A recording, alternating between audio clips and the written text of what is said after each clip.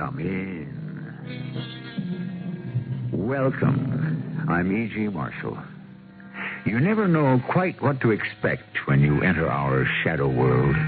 This time it's the world where Henry James brought alive his very special ghosts. Ghosts of the mind, which he considered more frightening than anything in a white sheet.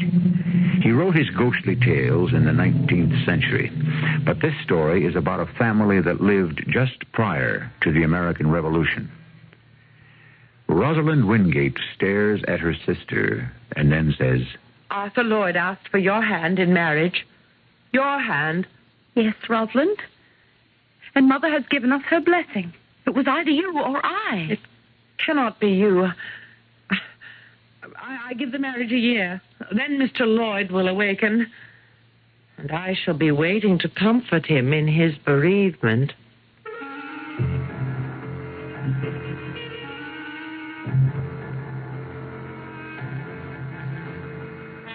Our mystery drama, The Locked Trunk, was adapted from the Henry James classic especially for the Mystery Theater by Roy Windsor and stars Patricia Elliott and Russell Horton.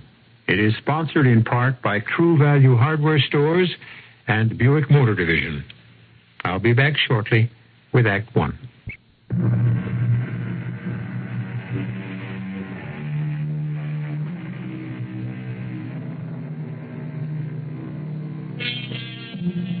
Times change, but human nature remains the same. That's a commonplace truth. A man and a woman attracted to each other today feel exactly what was felt at all times in human history. Cambridge and Boston are the settings for this story of two sisters, one strikingly beautiful and willful, the other with the unusual name of Padita, lovely but not striking. Mrs. Wingate, their mother, proudly reflects on them to her son Bernard, recently returned from studies at Oxford. Arthur Lloyd seems immensely fond of both your sisters. I am too, Mother. They're a marvelous pair. Beautiful, accomplished, and for young women, well educated. Very different in spirit, of course. Very. Perdita's like me. Rosalind takes after your dear father's side of the family. Mercurial. Remember how he enjoyed thundering Shakespeare at us? Oh, and the Bible, too. You do like him, Mother? Very much. He's become a great friend. With your approval, I suspect he'll become even closer. Ah, it's in the air, I think, Bernard. My regret is that one of the girls would be greatly disappointed. He's been discreet and fair in his attentions. He's a gentleman. Has he confided in you? Not Arthur. He realizes the delicacy of the situation. I wouldn't speculate about it, Mother. It's a matter of the heart. How very true. All the same, I don't want to see Roz or Padita hurt. Roz has never been. No, that's true. She's always been at the top of everything and indulged because of it. You really think that Arthur is interested? Well, if I had to place a wager... Oh, here's Padita now. Bernard, what a pleasant surprise. October's so lovely in Cambridge, I decided to come out for the weekend. Arthur will be along later today or early tomorrow. Yes. Yes. You're very pretty when you blush, Padita. But I'll take the groceries to the kitchen.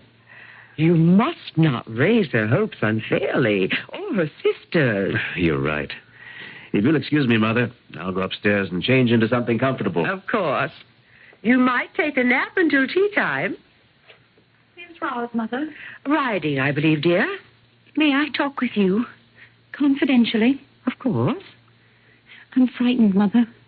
Frightened? My goodness, of what? Rosalind. You're frightened of your sister? You know her, Mother. She can become violent when she doesn't get her way. What in heaven's name are you talking about, child? What if Arthur Lloyd proposes to me? Then he does. And I would be very pleased for both of you. But Roz has set a cap for Arthur. We both have. He hasn't led you on, either of you. But if he's in love with me, Roz will be furious. She's always had her way in everything. Oh, I can't believe she'd be so selfish that she wouldn't accept Arthur's decision. She'd have to accept it. Why do you think Arthur will propose to you? He has, Mother. Oh, my dear. Will devastate Rosalind. Oh, briefly, perhaps. No, not briefly. She'll never forgive me. I know, Ros. She'd kill to get her own way.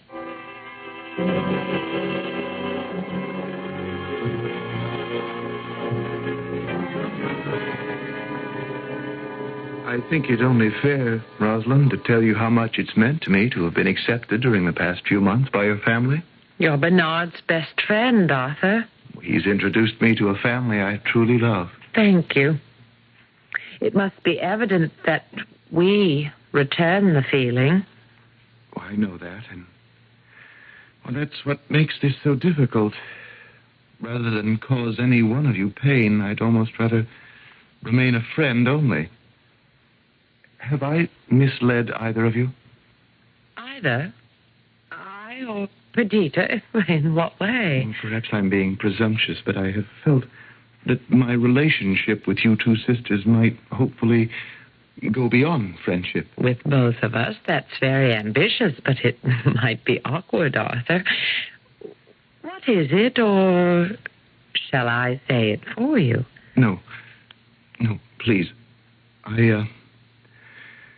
I have asked your mother for Perdita's hand in marriage. And Perdita? Has accepted me. Then there's nothing more to be said, is there? Well, I do want you to understand. Please. If I misled you, Rosalind... You have been a model of propriety. Thank you. Well, then, shall we go in to tea? Please, make my excuses. My mother will understand. But I don't like to leave you like this, Ros. Your jaw set, hate in your eye. I'll be better after I ride my horse. You have given me remarkable news. I wish you well. You don't really, do you? I don't take disappointment lightly. I'm sorry. It's I who am sorry for you, Arthur. You have made a mistake. My feelings... Do you really know them? Are you afraid to admit them? Just what do you mean by that? Are you afraid of a woman who is mentally as strong as you are? Do you really prefer one who is obedient, who will always bend to your wishes? A woman's Not always, dear Arthur. Strong women already have made history, and they will as time unfolds. The measure of a man is the woman he chooses. I have chosen the woman I love. You were destined for me, Arthur Lloyd. For now, go your way. I can wait. You look a little shaken, Arthur. I am a little. I've just spoken to Rosalind. Oh. She said to excuse her from tea. She's gone for a horseback ride. Was she understanding? No, of course not. That was a foolish question. I feel as if I'd done something wrong. Why? You and Padita love each other. That's all that matters. Don't fret about Rosalind. Leave her to me. She's always been perverse. Exhilarated one day, depressed another. I knew it wouldn't be easy to tell Rosalind my decision. She was very angry. Pride, Arthur. She has seldom known disappointment and vanity. Her father adored her, and we indulged her. But on to happier talk. An early wedding. Yes, I think that's advisable. Because you might have second thoughts? Oh, indeed, no. For Perdita's sake, and for her safety. You can't think that Padita is in any danger.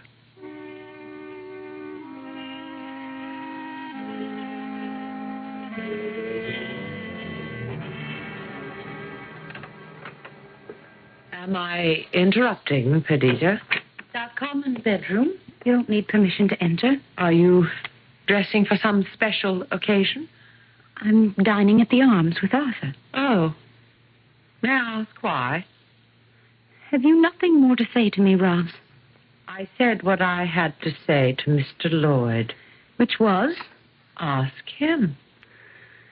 Ros, ever since Bernard brought Arthur Lloyd to visit several months ago, we've been in love with him and he with us.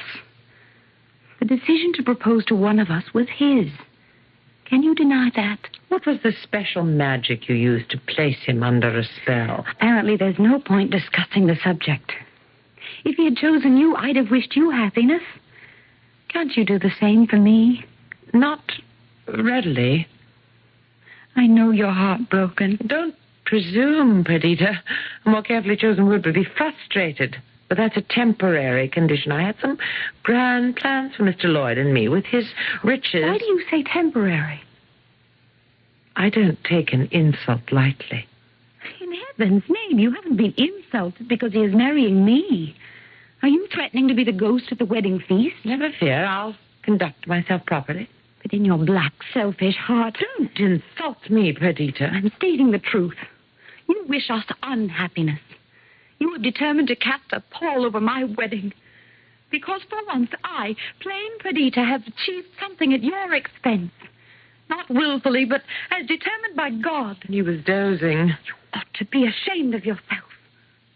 Your threats don't frighten me. No, don't come close to me, Rosalind, or I'll sink my nails into your beautiful white throat.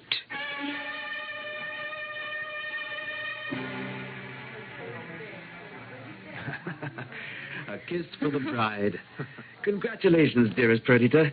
And to you, too, Arthur. Bernard, have you ever seen a lovelier bride? I'm supremely happy, Arthur, dear. As I am, my dearest. After the reception, you ride into the country? My old Uncle Josh has made his house available to us as long as we want to stay. Bernard, have Mother and Roz gone on ahead? Oh, that was the arrangement. Perhaps my concern about Rosalind was ill-founded. I know she's happy for both of you. She looked splendid as your bridesmaid. I'll leave you now. Don't delay too long. Our guests will be expecting you. Look at me, Padita. Oh, I love you. And I shall always love you until we are no more.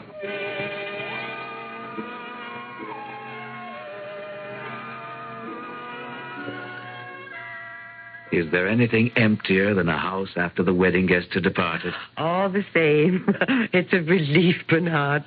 The weeks of preparation, the sewing, gifts, and the wedding itself. I'm so happy for Padita. Arthur's a fine young man. And well-to-do and successful. The bright and shiny world lies at their feet.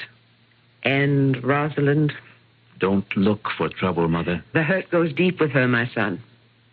You're returning to Boston. Perhaps I'll suggest that we visit my sister in New York. It's a hard journey by stagecoach. Why not sail from Boston?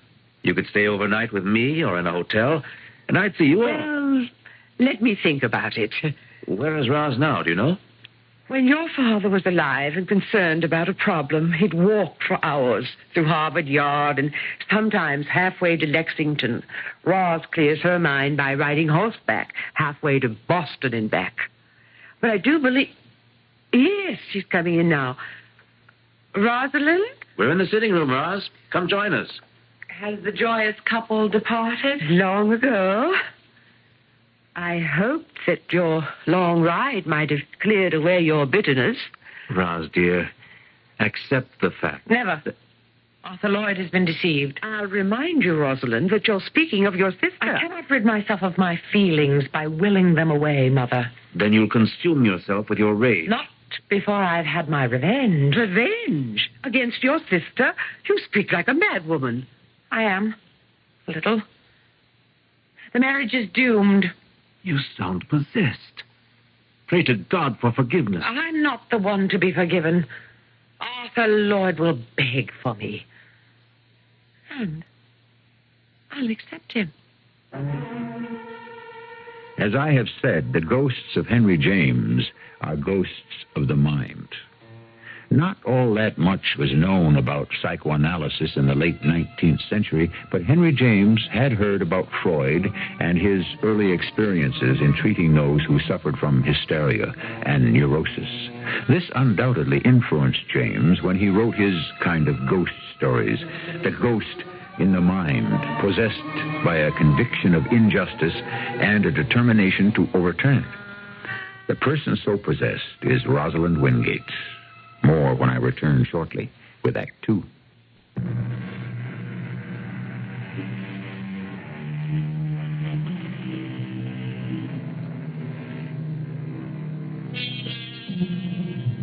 The delusion of persecution is a disease of the mind where a ghostly demon then resides. From what we have experienced so far, Rosalind Windgate has become a victim of such a ghost. She is obdurate in her refusal to accept her sister's marriage. A year has passed. In Boston, Mrs. Windgate accepts her new role as a grandmother.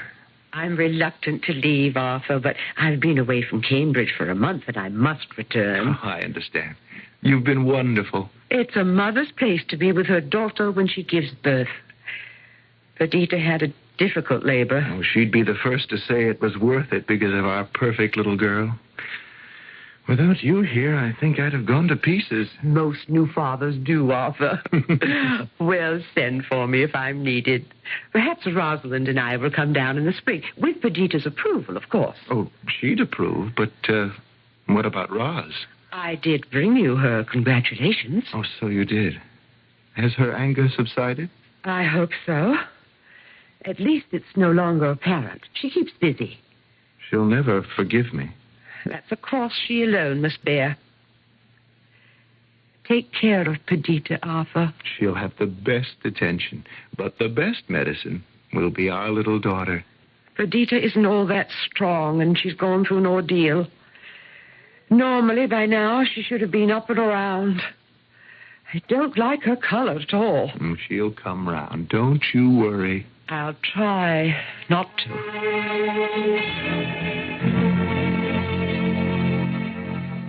Arthur, is that you? Yes, my sweet? I felt your presence. Isn't that remarkable? I didn't know you'd come into my room. I just felt it. I've been here for some time. Why didn't you wake me? Rest is cure, and I want you up and around and well, smiling and happy. I'm very happy. I have you and our darling baby girl. You do love me, don't you, Arthur? What a foolish question. You've never regretted. Don't even think it. I've tried to be a good wife to you. You have been. This is morbid talk, Padita. I wish you'd stop. It makes me uncomfortable. I don't think I'll ever be well. Now, Padita. In heaven's name, don't say such a thing. Of course you'll be well again. If I should die... Oh, please. I don't want to die, but if I should, you must make me a promise. You insist on being humored, don't you? I'm serious. You have bought me such beautiful clothes and jewelry. My wardrobe is enviable. You have been overly generous, even though I don't live for finery. I can afford the best for my wife. I want you to promise to save all my things for our little girl. Will you promise that? Well, I hardly know what to say. Your wardrobe is yours. You'll wear it until we replace it. Will you make me that promise? I want you to take my things and store them in that great trunk in the attic. And lock it. Very well. Keep the key until our daughter is old enough to open the trunk and claim what I have left to her. Yes, I understand. You're indulging me. Arthur, I know I'll die. My only wish is to leave my lovely wardrobe and jewels to our daughter.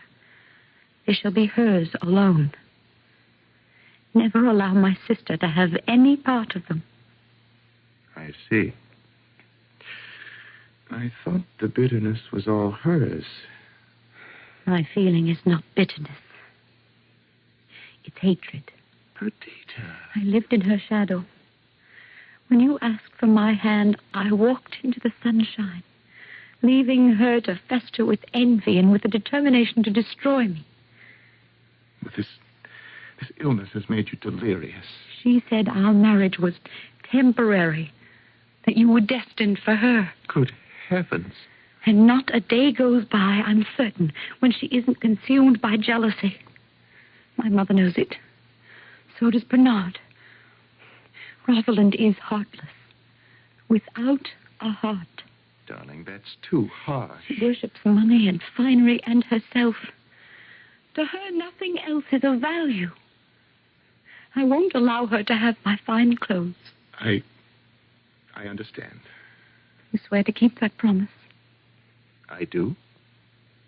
Warn her for me.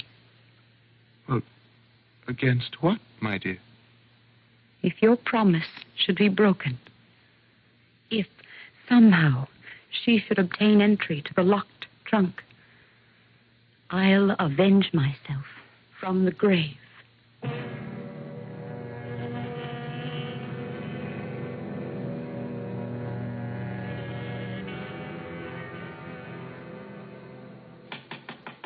Mother? Mother? Bernard. I bring bad news, Mother. Padita? What is it? Has something happened? She died peacefully. Oh, no. No, not Padita. How unmerciful. No. May God bless her and take her to him. Amen. Help me to a chair, Bernard. Arthur told me that she foresaw it, Mother. Poor child. Before I left Arthur to come home, I told him I was concerned about her. I can't encompass it, Bernard. So much to live for. I know. Roz, Come, Mother. I'll see you to bed. I'll tend to my horse. Try to sleep, Bernard. Oh, Rosalind, Mother.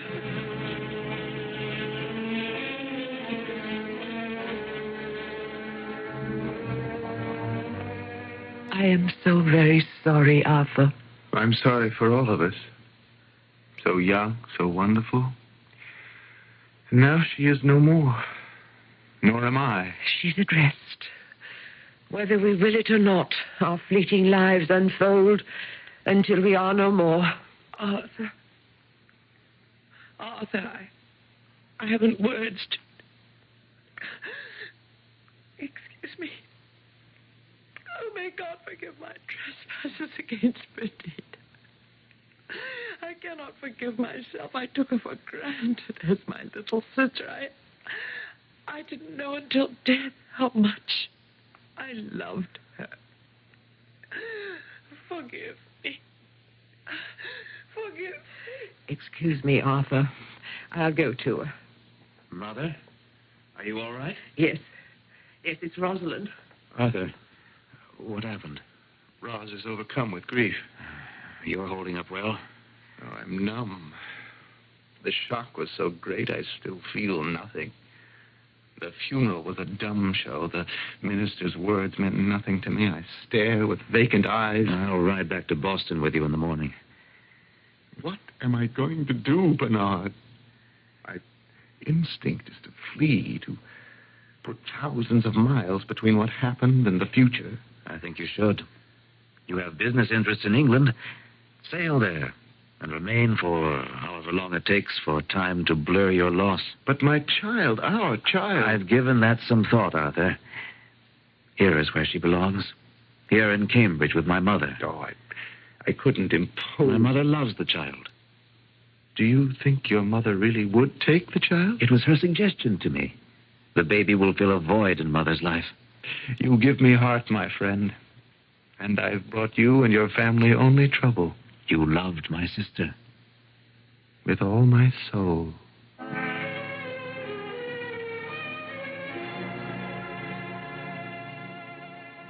Why should I be the last to know? I was the first. You're the second, Rosalind. I don't know that the news is all over Cambridge. Why do you pounce at the slightest excuse to become petulant? Why, he's my brother. You'd think he'd ask my opinion. Sally Dubbins, indeed. He loves her, and the family has agreed to the marriage. I should think they would. Bernard's the only attractive and eligible bachelor in town, but Sally Dubbins... Oh, she's opinionated and bossy. Ideal for Bernard. He can be rather dreamy at times.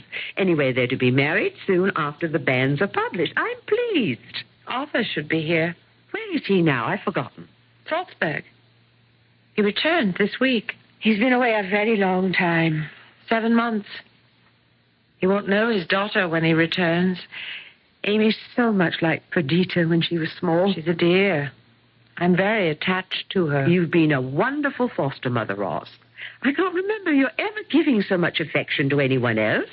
You've got little Amy twined around your finger. She's a darling.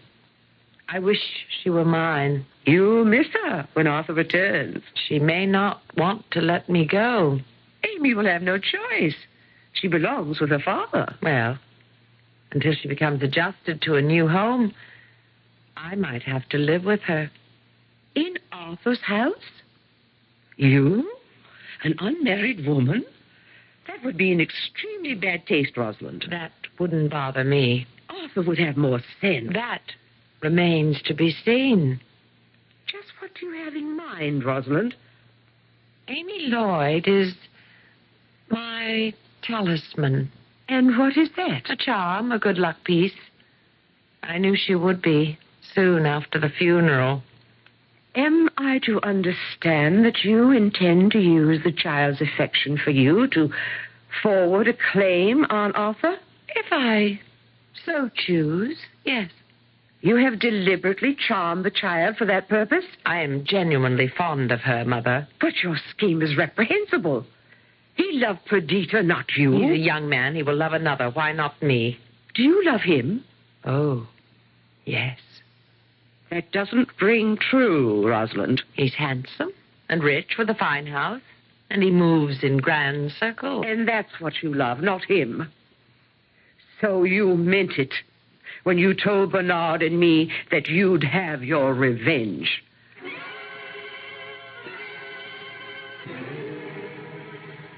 Roz, what am I going to do? It has meant so much to her. If you leave her, I don't know what might happen. She'll be miserably unhappy. You cannot leave. I must, Arthur. Mother was very angry about my taking up residence here for even these few weeks. I could not stay on. It would not be discreet. That must be Bernard. Will you help me with my portmanteau? Roz, Happy wedding day, Bernard. Thank you, Roz.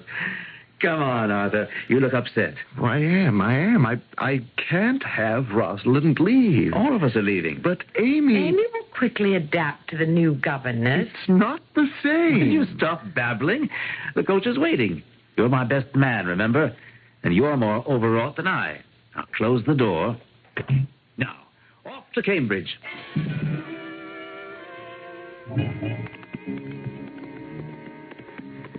Pull up. Pull up. Have I run you into the ground? You do ride well, Roz. In fact, you do everything well. That's very sweet of you to say. What am I going to do about you, Roz? Is there something you want to do? Huh? Have you plans? Thoughts for the future? None. You said something long ago that may have come true. You said, for now, go your way, I can wait. You remember saying that? Yes. And you asked if I were afraid of a woman as mentally strong as you are? Are you?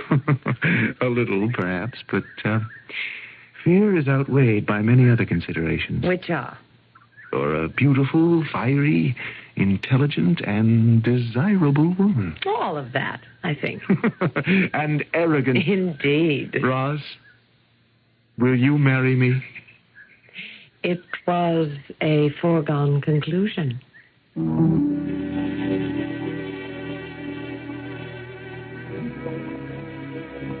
A comment on what we have heard seems almost unnecessary, but I can draw a moral from it.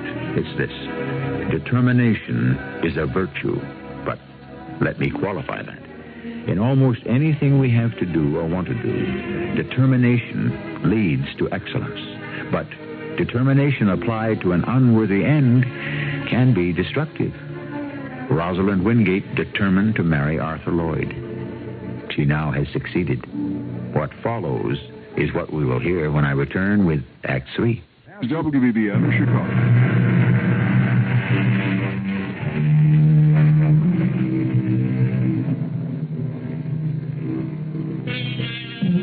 If you look back on your own life, you'll remember how hard you persisted to accomplish a certain thing. Take marriage. It may be made in heaven, but who can deny the persistence of either the man or the woman in persuading the other to stroll down the aisle?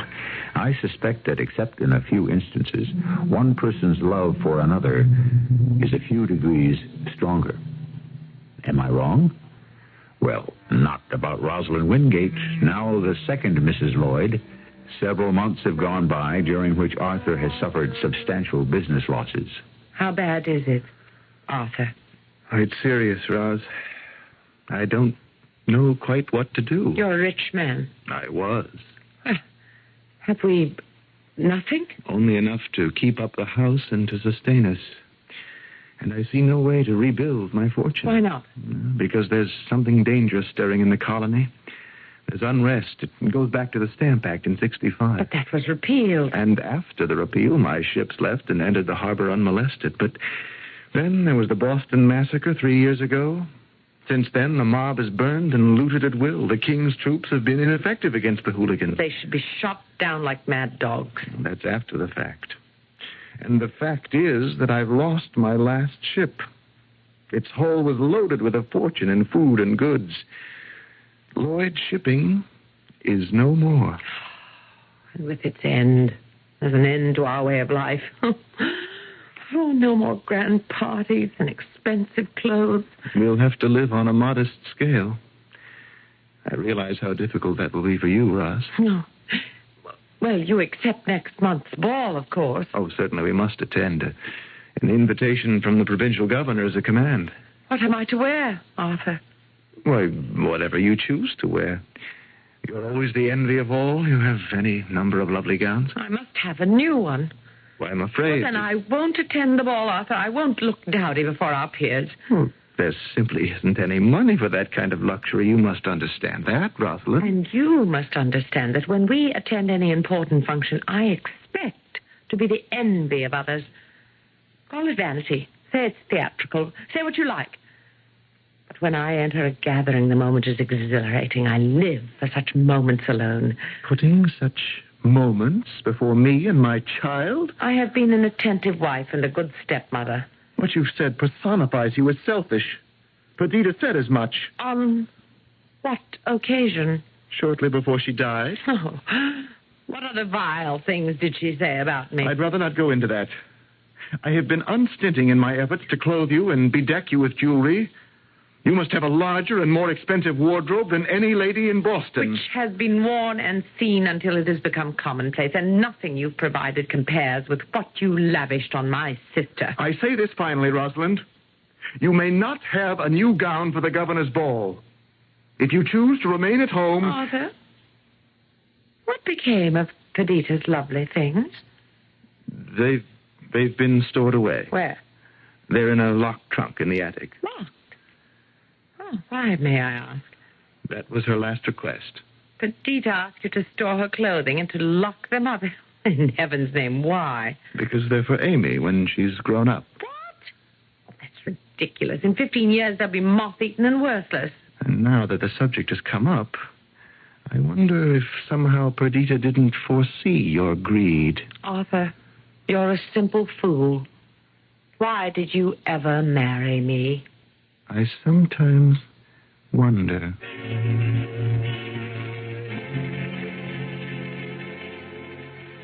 Hello, Mother. My dear Bernard, I'm very glad to see you. I knew where to find you, Mother. Sitting in your garden. I do enjoy the colors and the fragrance of the flowers. How's Sally? Splendid. And soon a mother-to-be. Oh, I hope it's a boy just like his father. What's the other news from Boston? At the moment, calm on the political front. Not so calm at the Lloyds. I'm sorry to hear that. It's Rosalind, kicking up a fuss, as usual. The ties of marriage have come undone. Arthur's shipping business is founded. Not his fault. There's a band of so-called patriots that roams Boston and commits acts of vandalism. Arthur's lost his small fleet. Is he impoverished? No. But he hasn't the money anymore to indulge his expensive wife. He told me about it the other day. I offered to lend him money, but he refused me. And Rosalind refuses to accept their changed condition. Yes. Will you come to Boston and talk with Roz? I've talked to her all her life, Bernard. Well, this time... No, it would come out sounding melodramatic. Let me be the judge of that. Roz now neglects Amy. She adores Amy. So it seemed when they lived with you, Mother. I think Roz used the appearance of affection to win Arthur's proposal. I thought that the affection was genuine. Remember, Mother, that Amy is Perdita's child. Deep within Rosalind, I think she hated Perdita. God forgive you for saying that, Bernard. But there may be truth in what you say. Will you return with me to Boston? Presumably to visit me and Sally? What you've said makes me shiver, Bernard. My imagination may be making too much of the situation, but I feel very uneasy about that unhappy home.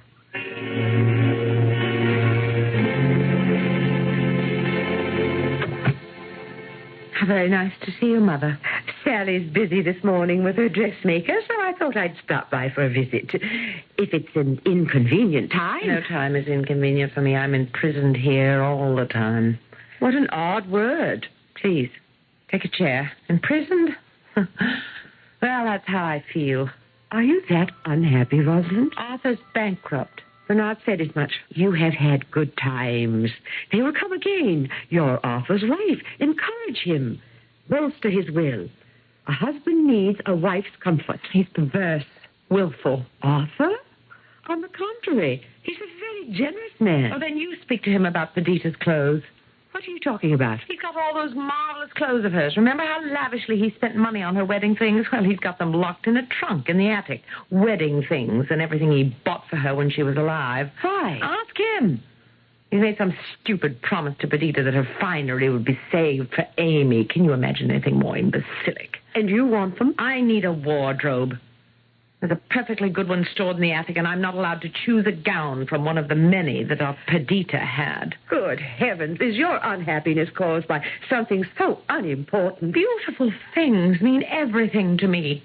You know that, Mother. But measured against a marriage and a child's well-being, a wardrobe is a meaningless thing. By the time Amy is old enough to wear them, they'll be rags. Still, Padita wanted Amy to have them. I intend to have those clothes. Arthur will never permit it. What if I threaten the child? Rosalind, I'll see you in hell before you'd harm Amy. How dare you even think such a thing? I take back the thought. I never intended the deed. You terrify me, Rosalind. I'm sorry for you.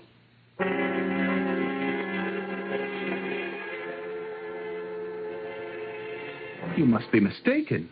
Until Rosalind comes to her senses, Arthur, I'm taking Amy to Cambridge to live with me. But you can't be serious. Roz harm Amy? The thought is fantastic. Oh, why don't I give her the key to the trunk? That's between you and Perdita's dying request. I swore that her clothes would be saved for Amy. Respect your oath. But Roz does have a point. In 15 years, the clothes won't be fit to be worn. Perdita's request had to do only in part with her wardrobe. Rosalind's always had her way. This time, Perdita resolved that Roz should never appropriate something uniquely hers. But that's bitter. No, it's just. Because of Rosalind, Padita always thought of herself as second best. But she was an infinitely better woman than Roz. That's a harsh judgment. It's an honest one. They are my daughters. I wish to heaven that Padita had lived. Her child shall. May I take her with me to Cambridge? Well, Rosalind will be furious. She's unfit to care for Amy. I accept your judgment. I'll arrange for a carriage to take the two of you and the nurse to your home. Poor man. You're left with a frightful problem.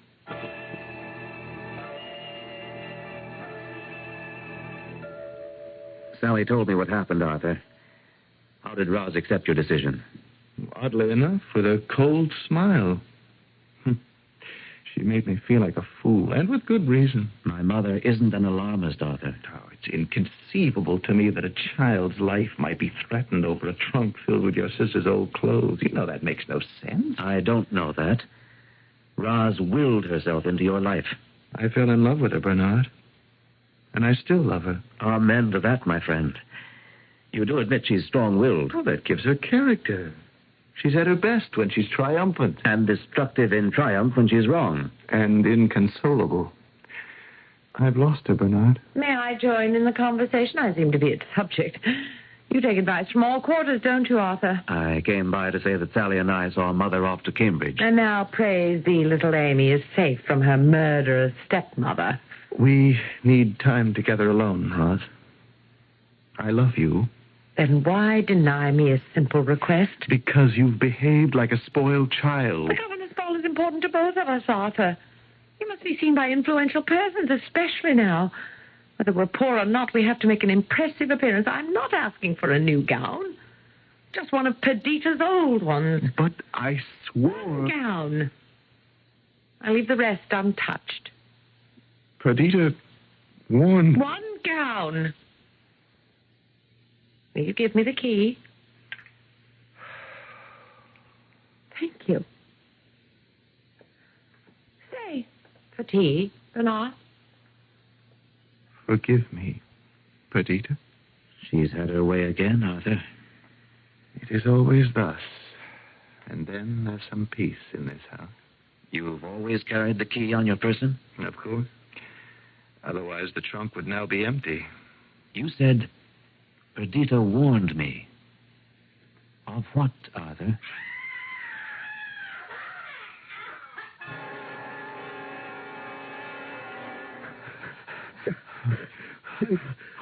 Merciful God! Her throat! 10 hideous marks on her throat. From 2 ghostly hands. Henry James entitled his story The Romance of Some Old Clothes, the story of 2 sisters. But it is really the story of the one who was obsessed. As I've said, the ghosts of Henry James were ghosts of the mind. Only Macbeth sees the ghost of Banquo, because Macbeth's mind is filled with the murders of the king and of Banquo. Rosalind's mind was filled with her obsession to triumph over her dead sister, and her willfulness cost her her life. I'll return shortly.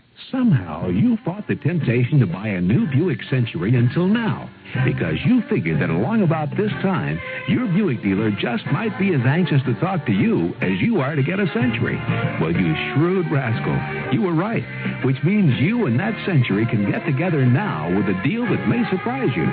Buick Century. Yes, you can. At your Buick dealers. Yes, you can. Yes, you can. Here's something to think about. How would you feel if you knew for a fact that somebody was trying to kill you? Not just an ordinary man, but a professional assassin paid $10 million to make sure you are very dead. Read Alistair MacLean's new novel, Sea Witch, a story of trained assassins and beautiful women and a man marked for murder. Sea Witch by Alistair MacLean. Read it quickly, because it's written like a nuclear bomb set to go off in seconds. Sea Witch by Alistair MacLean. It's a killer. Now in paperback from Fawcett.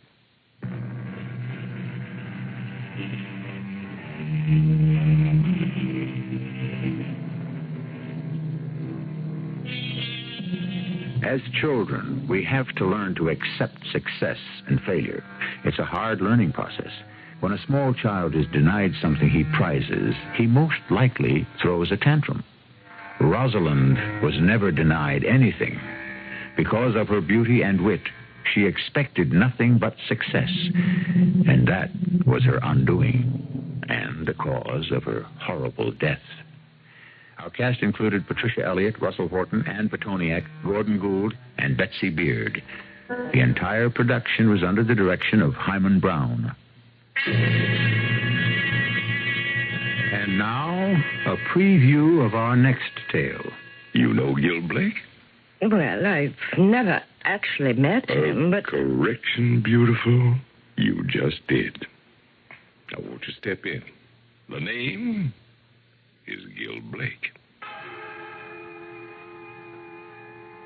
I went into that room because I knew instinctively I had no choice. There was danger there. All the old forgotten reflexes sent off a warning buzzer in the back of my head. Behind the man, I could see a robe thrown carelessly on the bed, a typewriter with a sheet folded in the platen, a battered hat I knew only too well. Everything in that room belonged to Gil, except this big man with the unbelievably light blonde hair and the deep, slow, drawling voice that claimed his name. Whoever he was most assuredly not Gil Blake. Radio Mystery Theater was sponsored in part by Buick Motor Division and True Value Hardware Stores.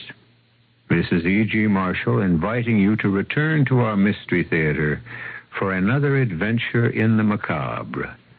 Until next time, pleasant dreams.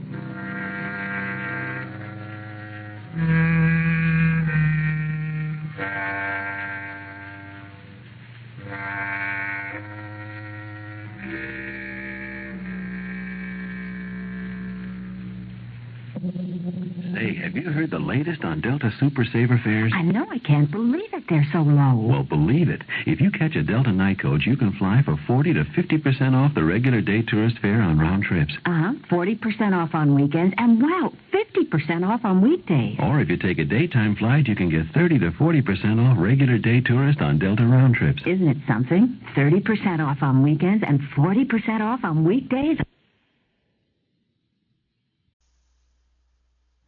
The CBS Radio Mystery Theater presents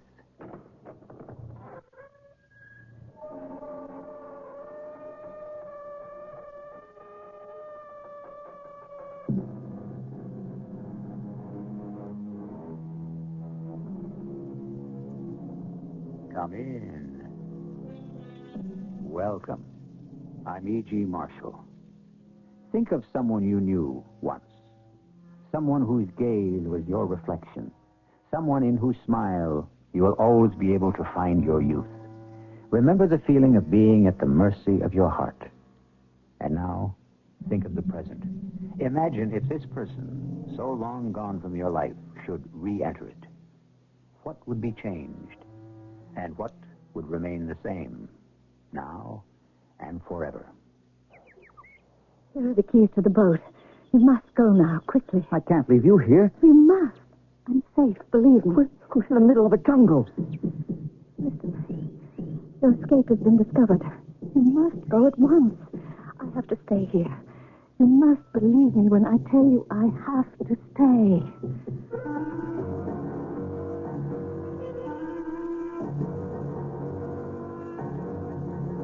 Our mystery drama, A Matter of Faith, was written especially for the Mystery Theater by Percy Granger and stars Michael Wager.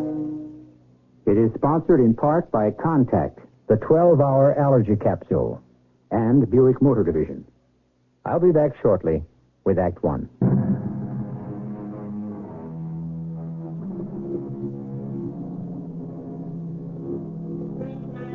It's a long way to Tipperary, goes the old doughboy song of World War I. And an even longer way to Rio de Janeiro. But distance, like everything else, is relative. Sometimes we can take a single step and be in another world. And sometimes we can travel thousands of miles over a dozen years and suddenly get the distinct impression that we haven't moved at all. We're at a sidewalk cafe in Rio de Janeiro. A distinguished-looking gentleman is awaiting the arrival of an old friend from the States. Vernon McCabe. Dr. Limon, how are you? As I am. Welcome back to Rio. It's good to see you. And you. It's been a long time. Too long. And how does our city seem after a 12-year absence? Well, I must say I was hoping my company would send someone else. I understand. The last thing I wanted was to come back here. But surely now, after all this time... Time doesn't matter, Doctor. Not when I looked out the window of the airplane and saw the jungle. We flew right over Santa Franco. I swear I could even see the prison. As worthy as the rebels' aims may have been, it was very unwise to get involved with them. You were lucky the soldiers didn't execute you, too, along with that girl. What was her name? Carla. Yes. But it's been 12 years. Surely by now you found someone else. I haven't looked. Look, anyway, it's in the past. Carl and I were a couple of idealistic college kids. She's dead, and that's it. Let's not talk about it. Perhaps we should discuss the matter that has brought you back here. Ah, you got my letter about the problem our company's been having, huh? Yes. Is it safe to talk here? Of course. Well, then you know that our company is heavily involved in the exportation of rosewood from this country. And that several shipments have disappeared along the river somewhere between the mountain forests and the ocean. Right, and since I wrote you, 2 more shipments have been lost. Entire crews of men are vanishing. And we're having trouble hiring more. Rosewood is the backbone of our import industry. Our orders are piling up. Our customers are beginning to turn elsewhere. A critical situation. Yes, have you been able to discover anything? I have kept my ears open. And? Come. There is a certain restaurant I should like to take you to. I'm not hungry yet. Can't we finish? I think you will be most impressed by what you will find there. Why have you brought me here? The disappearances of your rosewood are not accidents. I have made casual inquiries, and I believe I have discovered the man who is responsible. That is why I have brought you to this restaurant. He and his mistress usually dine here when they are in town. Ah, he doesn't live in Rio. He has a plantation upriver, rather remote. They come to town only a few days out of each month for business and to visit friends. Well, if you're sure this is the man, we should go to the police. Unfortunately, it won't be that simple. Why not? In the first place, he's quite a secretive person. His plantation is reported to be heavily guarded, and the river, which is the only approach, is well watched.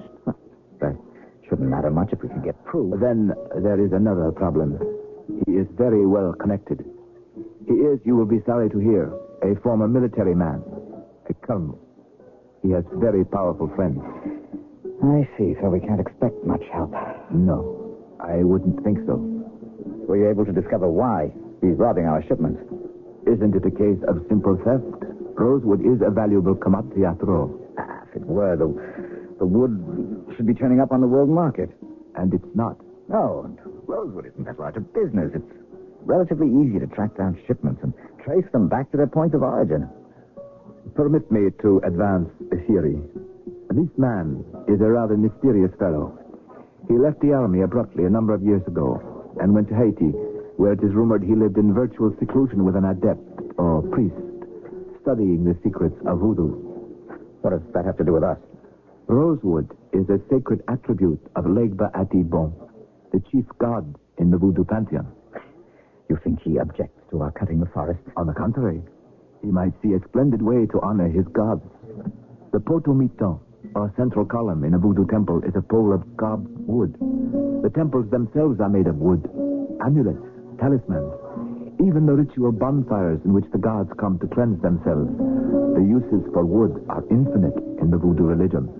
And to have it available a plentiful supply of a wood the quality of rose. Bonfires? What a waste. Not to a believer. It is, after all, a question of belief, isn't it? So this guy, is he supposed to have magic powers? One never knows. As I say, it's only a theory. I believe I see our dinner on the way. The beef Wellington is superb here. I took the liberty of ordering it for us both yesterday. I hope you don't object. No, not at all. Thank you, waiter. This colonel, has he come in yet? No, I don't see him. It is still early, though. This wine I selected. Tell me what you think of it. It is from the vineyard of a friend of mine. Good Lord. What? The woman who just walked in, the one in the white gown. My friend, what's the matter? You look positively smitten. That's Carla. What? Oh, no. I tell you, that's her. Vernon, Carla was killed 12 years ago. I'm sorry. So, you still have flashes, even after all this time? I see a woman that reminds me of her. And For an instant, she lives. And you have to start forgetting her all over again. My only advice to you as a medical doctor is to enjoy your meal. From this distance, I could swear. It's ironic that particular woman should remind you. Doctor, she just looked at me. She's looking around the restaurant, obviously. No, she looked at me. There, you see? Again, she knows me. It's her. What are you doing? Excuse me. Vernon, sit down. You'll draw attention to yourself. I've got to talk to her. Vernon, no. Listen to me.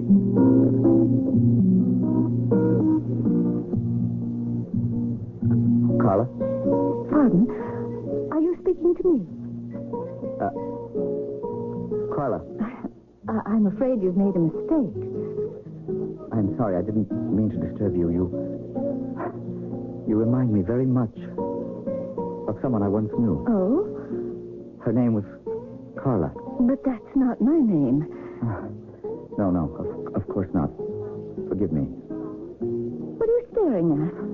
On your neck, that birthmark. You can see that. You never used to try covering it up with makeup. Go away. What? You're bothering me. Don't you recognize me? Vernon McCabe. You control yourself. Do you want to create a scene? Why are you pretending not to know me? Are you with someone? Please give me a sign. Anything. Believe me. I understand. It's been a long time. If you won't leave me alone, I'll have to call the head waiter. Carla. My name is not Carla. I don't know you. I have never laid eyes on you. But now people are beginning to look up. This is absolutely mortifying. Look, someone is even coming over. Vernon, what are you doing? Come, we have to get out of here right away. Carla, please. My apologies, madame. My friend is not quite himself. Get him away from me at once, or I will call the maitre d'. I'd be most grateful if you didn't. Doctor, I swear to you, this woman is Carla. Will you shut up and come with me now? We've got to get away from this restaurant at once. Taxi! Get in. Get in. Hotel Isabel. Avenida Domangi. I really ought to be very upset with you. I barely had 2 bites at the Beef Wellington. You ought to be cured of these hallucinatory seizures by now. That was no hallucination. That woman was Carla. She even had Carla's birthmark on her neck. Carla's been dead for 12 years. I know, but... She was executed, was she not? August 18th, 1966. I'll never forget that day. That was the day the butcher of the Mato Grosso really earned his name. Who? That was what the rebels called the commander of the garrison at Santa Franco. The butcher? His real name was Valdez. What was his first name? Do you remember? Marcos. Colonel Marcos Valdez. I've often wondered what happened to him. Sometimes I fantasize about returning here to search him out. That's bad. Look, Dr. Limon, I really must get back to that restaurant and speak to that woman. It wouldn't be advisable. Why not? It's what I was trying to tell you before. You remember I mentioned that the man you're after had a mistress. Yes. You mean that woman? Yes. No, I don't believe it. I have to see her. But that's not all. The man, his name is Marcos Valdez. He is none other than the man who had Carla executed. How much do we change during the course of our lifetime? That depends on what kind of change we're talking about. Biologically, we change a great deal. But what about the matter of change in our personalities, in our convictions, in our affections? These too can change, as we all know. But that brings us back to our original question. How much? We shall see when I return with Act 2.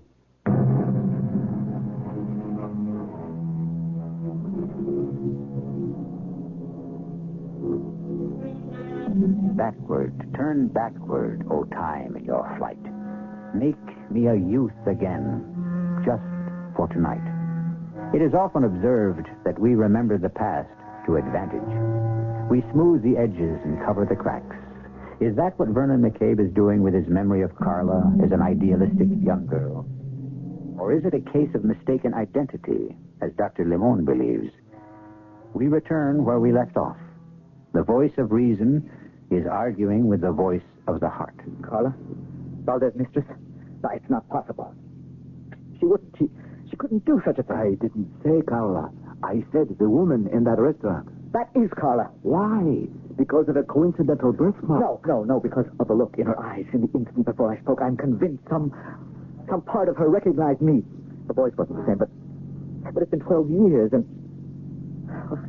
the manner, Carla, was a free spirit. Just now she seemed so contained. Really, Vernon, you are quite impossible. You told me the story yourself, how you were captured by the federales, how Carla was executed by the very man who is now squiring that woman around. You saw her killed with your own eyes. Is this true or not? Well, not exactly. No, it isn't true. You said you watched from your cell window as she was led across the prison courtyard by a firing squad. But I didn't actually see her killed. What do you mean? There was a stone wall at the far end of the courtyard. They took her to the other side. I heard the shot, but that was all. But you told me you watched them return with her body in a small wooden car. Yes, but I couldn't see her face, and her dress was a prison frock. Any woman prisoner would have worn the same thing. And Valdez. I remember something else. When we were captured, Valdez couldn't take his eyes off her. Of course. An attractive woman in the jungle. No, it was more than that. He preened himself. When we were interrogated, it was obvious he was obsessed by her. And yet he ordered her execution. He was compelled by his position. Don't you see? If she was only wounded, if he saw to it she was nursed back to health, well, you have to admit it is possible. Yes, it is possible. Something is wrong. He's holding her against her will. For 12 years? Maybe he's using drugs or the voodoo you were talking about. Don't underestimate the powers of voodoo, my friend. It is a religion. And like all religions, it is a matter of faith. And faith can work miracles, right? Look, I believe that the woman in the restaurant was Carla. I have got to see her again. How? Where are they staying? At the Hotel Camino Real. I'll go there first thing in the morning. Yes, but remember who she's with.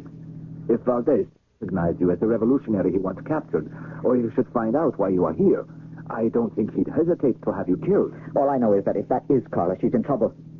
And I have got to help her.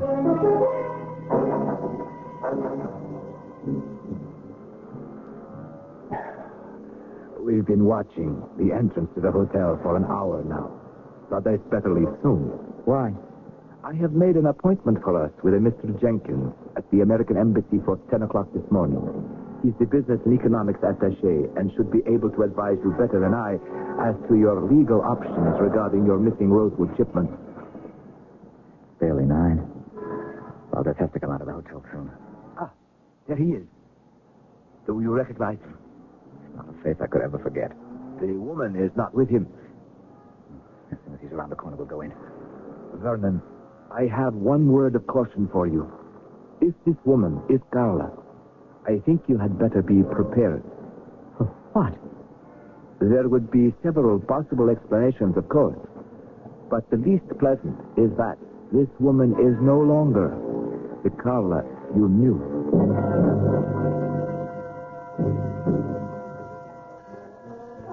Excuse me. May I help you?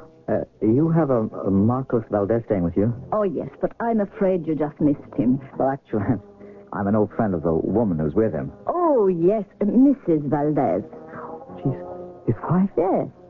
I haven't seen her yet this morning, so she must still be upstairs. They are in penthouse suite number 3. His wife? Relax, my friend. Here it is still necessary to maintain certain appearances. Ah, here's the room.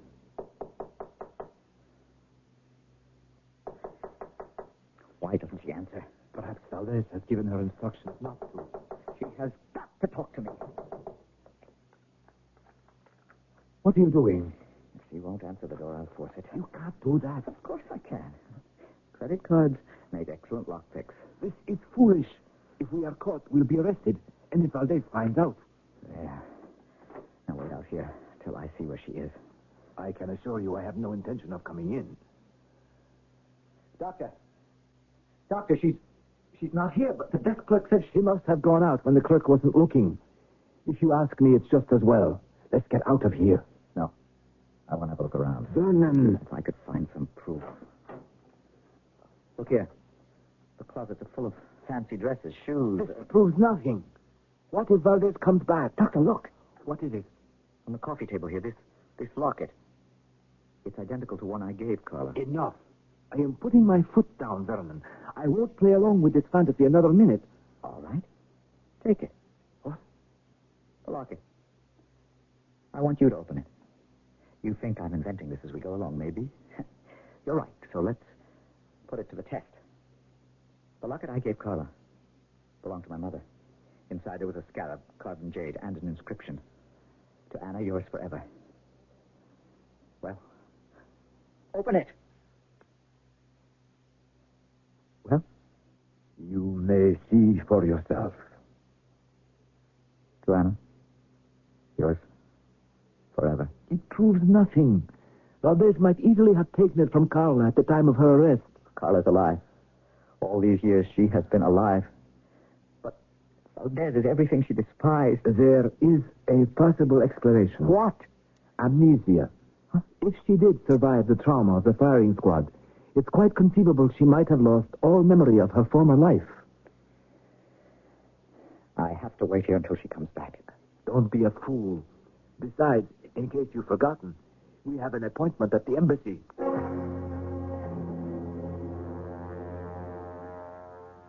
Good day, gentlemen. This is Vernon McCabe, Mr. Jenkins. How do you do? Oh, real fine. Please have a seat. Thank you. Now, Mr. McCabe, Dr. Limon has told me about the problems you've been having with your rosewood shipments. Yes, we lease a number of large forest tracts up the coast, up the river. Recently, our flotillas have been disappearing. But what's happening to the wood, we don't know. Well, I think I have the answer. There are strong indications that the government intends to ban all further export of rosewood in the near future. Ban it? Why? Who knows, Mr. McKay? Perhaps they think the forests are being depleted too rapidly, or they're angling for concessions elsewhere. The point is, if the ban goes into effect, there'll be a black market, and someone will make a small fortune. So much for your voodoo theory, Doctor. Yes. Mr. Jenkins, what recourse do we have until this ban goes into effect? And now, you suspect Marcos Valdez of being behind the thefts. Yes. Then there's the point of going to the police. But Valdez is far too powerful ever to be convicted. Oh, but there must be something we can do. Well, you could lodge an official protest. Oh, where is Valdez's plantation? It's on a tributary of the Rio Claro, about 10 miles from the junction with the main river. That's probably where your shipments are attacked. I think my next move is to go up there and have a look for myself. Oh, now, that's not a highly advisable move. How would you do it? I'm not sure. But I think I may have an ally in the enemy camp.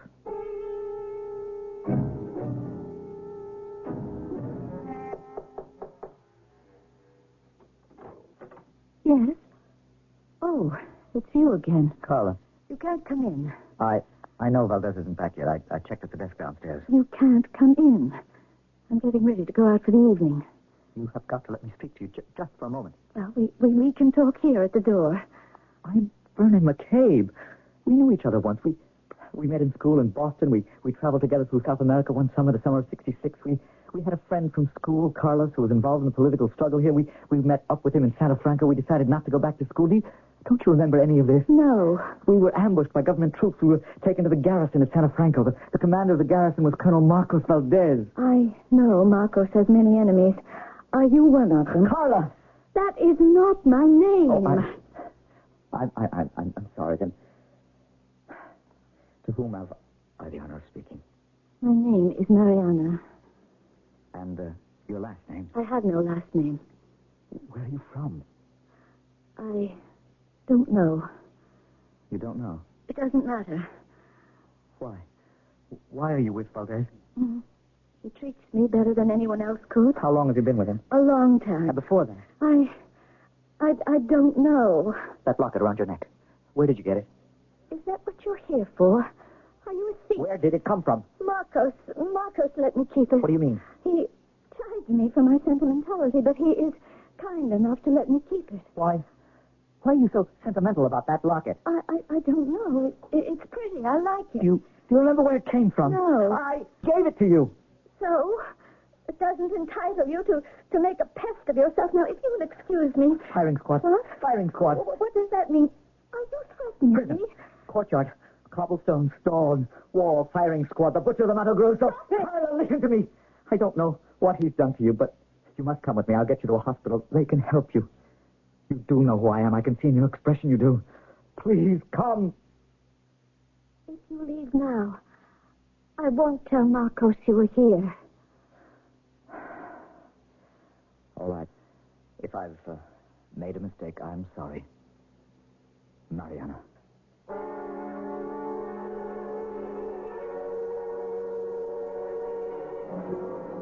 Roland, calm down. Maybe you shouldn't spend the night here at your hotel alone. Why don't you come home with me? Obviously, the woman is not your Carla. He has got her hypnotized or on drugs. I've got to get her away from him. But you can't just kidnap her. Why not? Come to my house. No, I have to wait here. She might come. You told her where you were staying? Yes. That was very unwise. I know. She recognized me. What if she tells Valdez? She won't. She said she wouldn't. Anyway, if I'm not mistaken, I may have struck the right note just as I was leaving. That must be her. No one else knows I'm here. You're risking a great deal. If Valdez should find out. Doctor, the presence of a stranger might bother her. Please, go in the other room until I've spoken to her. All right. Senor McCabe. Valdez. Ah, you know me then. Oh, I've heard of you, of course. I am flattered. May I come in? Mariana tells me you paid her a visit this evening. She told you? Of course. She does not keep any secrets from me. She says you claim you knew her once. But obviously you are mistaken. Obviously. So let us get to the heart of the matter. What do you mean? Anyone who forces himself into my hotel suite under such a pretext is of interest to me. I have a gun in my pocket, Senor McCabe. Your presence has forced a change in my plans. We are returning to my plantation tonight. And you are coming with me. Nothing is as constant as change. Many people get into trouble trying to make time stand still, especially where the heart is concerned, for the heart is stubborn. Maybe by now, however, Vernon McCabe has seen enough to be convinced that for whatever reason, the woman he thinks is Carla is not the woman he once knew. But maybe by now, it's too late. I shall return with our concluding act in just a moment.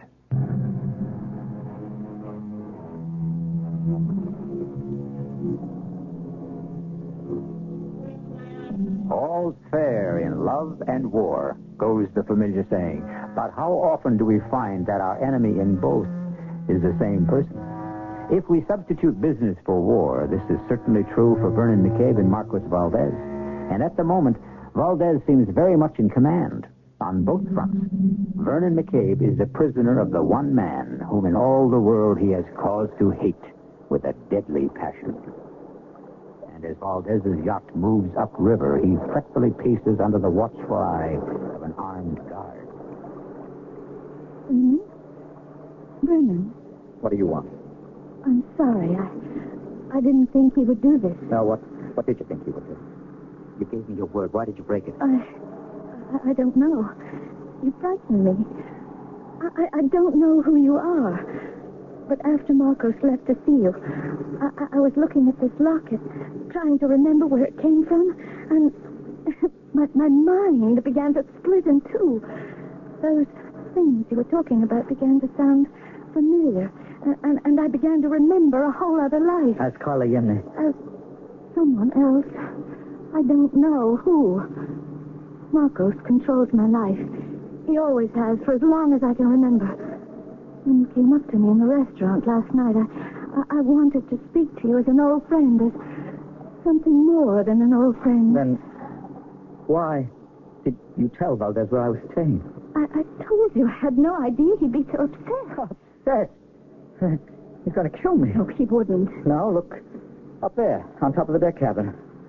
An armed guard. No, I'll talk to Marco. Forget it. I've done something terrible, haven't I? Carla, stop pretending. Marcos is coming. Enjoy the night air, Senor McCabe. What do you think? Mariana, it is time you went below to your room. Yes, Marcos. Good night.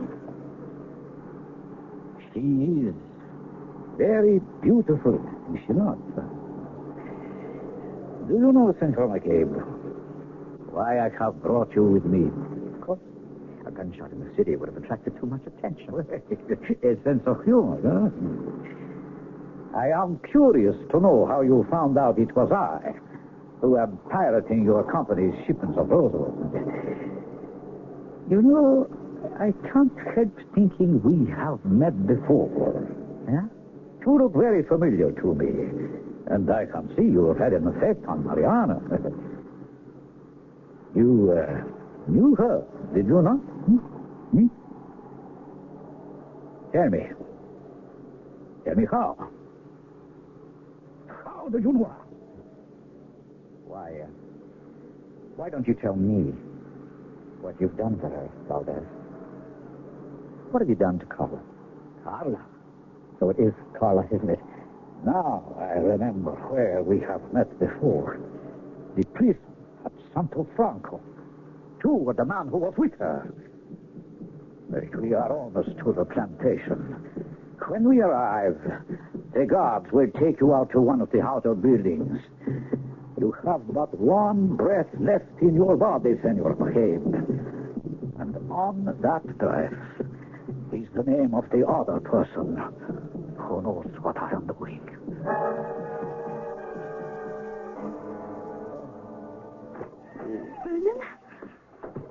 Vernon. Oh, what's happened to you? Valdez had his goons out here all day. What are you doing? I'm cutting these ropes. Why? I will help you escape. Can you walk? I think so. There's a motorboat down at the dock. It has enough fuel to get you back to the city. Why are you doing this? Please, there isn't time. Why? I don't know. Just what do you know? What has he done to you, Carla? I slipped away from dinner. They'll notice I've gone. Come, to the dock.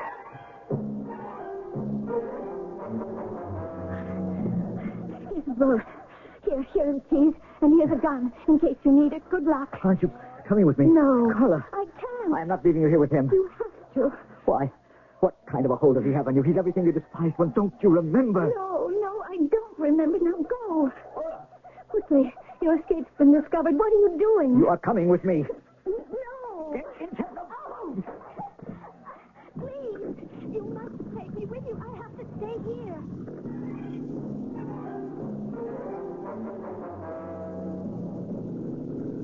Is that the main channel up ahead? Yes. But look, they're following us. We'll never be out on that yacht this thing. Here, take a wheel. What are you going to do? They're within pistol range. Who are you shooting at? The pilot. Is it Marcos? No, I don't think so. There he is. Where? On the foredeck. No. Why did you hit my arm? I could have had him. You mustn't kill him. Why not? I don't know. Only please don't kill him. Overtake us. No, they won't. There's some small channels through the islands up ahead. I'll get us to the city safely.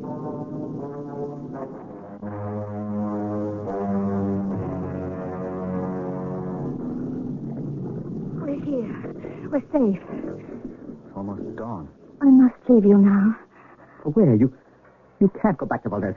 He knows you helped me to escape. It's all right. Why didn't you let me kill him when I had the chance? I don't know. Carla, wait a minute. Why did you help me? I think I must have thought about what you said. That Marcos had me for a mistress because I resembled another woman. And then when I saw what he was doing to you, I'd never seen that side of him before. Never seen? Carla, look at me. I have a friend, a doctor. He thinks you may be suffering from amnesia. Amnesia? We can go to his place now. No. But where will you go? I don't know. Carla. Don't ever call me that again. Never. I'm sorry. I'll try to meet you this evening somewhere, perhaps the restaurant where we met 2 nights ago. But for now... Carla, kiss me. Yes. Oh, yes.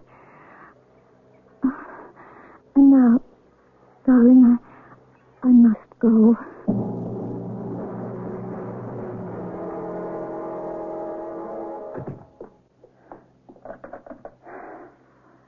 Hello.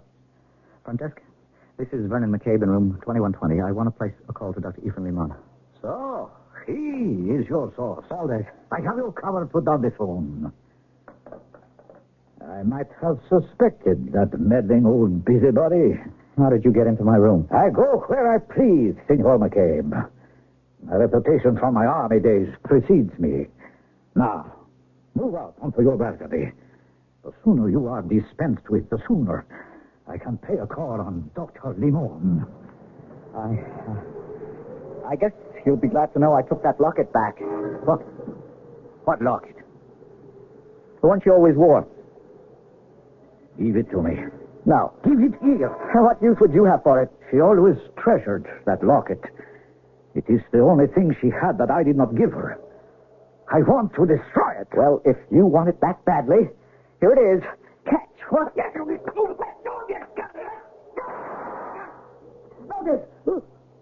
Valdez. I believe you have killed me, Senor McCabe. And that is too bad for us both. For now, you will never see Carla again. What do you mean, Valdez? Valdez, what do you mean? Vernon, you escaped. How? With Carla. Carla? Yeah. I'm meeting her tonight. I want to bring her to you, Doctor. I'm sure you can help her. I do not think so. What do you mean? Why not? I have discovered something. I must tell you. What? This woman, Carla, was beginning to intrigue me. Her apparent lack of memory. Her behavior was beginning to conform to a pattern. Yesterday, partly to give myself something to do because of my helplessness where you were concerned, I went down to the poorer section of the city to see a man I know. He is an adept in voodoo. I asked him about Valdez. He confirmed the rumors I'd heard that Valdez had developed extraordinary powers during his stay in Haiti. But then he told me something I did not know. Valdez has been banished from the religion. He is a renegade. Why? Because he uses the secrets of voodoo to deal in black magic, not white. Do you know what black magic in the voodoo cult includes, Vernon? The conjuring of zombies. Zombies? People who are raised from the dead. They are brought from the grave at night and must return to the earth each dawn. And you think Carla... I spoke with the army doctor who was attached to Valdez's unit. He distinctly remembers Carla's execution. He pronounced her dead. He supervised her burial. He told me Valdez had been strongly attracted to her, and that, after her death, he became obsessed with her memory. It was shortly after this that he resigned his commission and went to Haiti to learn the secrets of voodoo. I would never have believed such a thing possible. So that's why she didn't want me to kill Valdez. Of course not. He is the one person who can raise her. Instinctively, if not consciously, she would know that. Oh, Doctor. Valdez is dead. How do you know? I killed him myself not 20 minutes ago. What? In self-defense. I think it will be best if you leave Rio at once. Oh, I can't. I'm supposed to meet Carla tonight. Don't you understand? You won't ever see her again. But she promised me. Yes, before Valdez was killed. Anyway, zombies have no memory of their past lives, and they have no loyalty except to those who conjure them. But she was the one who helped me to escape, and she was beginning to remember me. Really? That is most uncharacteristic. But... And she kissed me.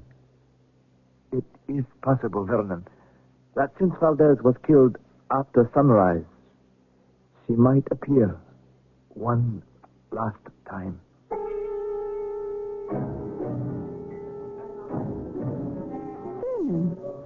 There you are. Have you been waiting long? Carla, you came. Yes. I probably shouldn't have, but I wanted to. You look beautiful. Do I? That's gallant of you to say, but I'm feeling very strange this evening. Strange?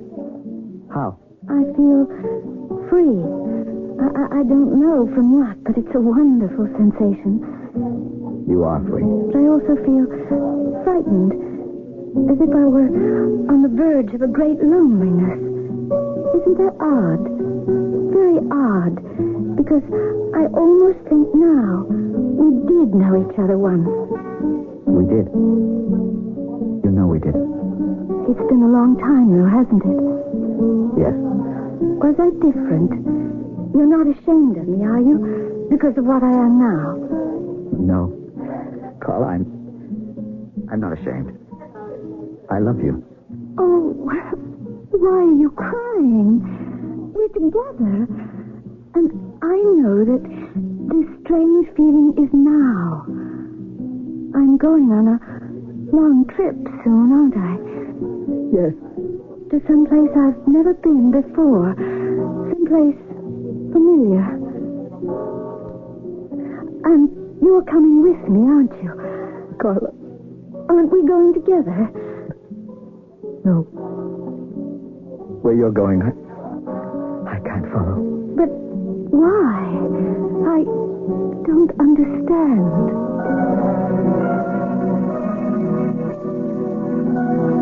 Someone, probably one of the Russian novelists, once made the profound observation that a corpse is a corpse. But what fools these mortals be who believe this, for as we have just seen, a person can be raised from the dead, at least for a time, if only the faith is there. And speaking of raisings, I have a final question I wish to raise when I return.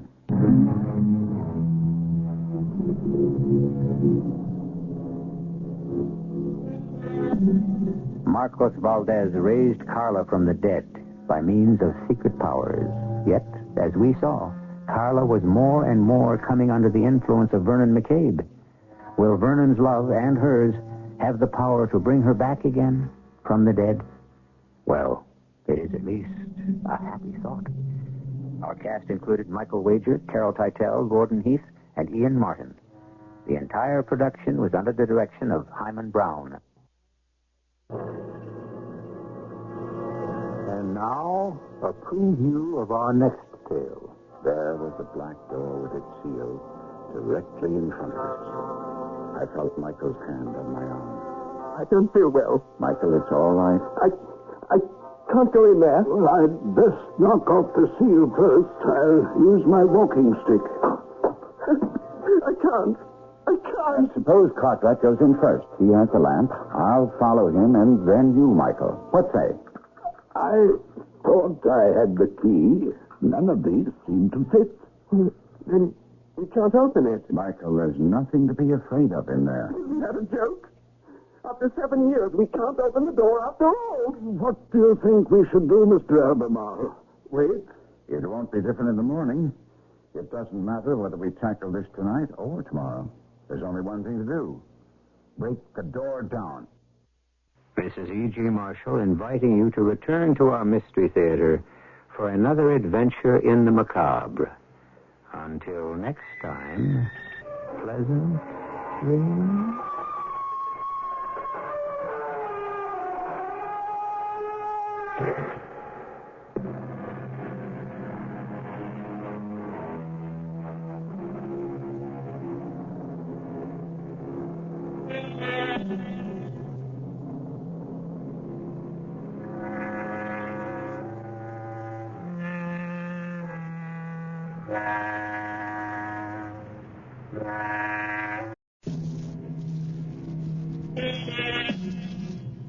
And now, here's Act One of The Old Ones Are Hard to Kill.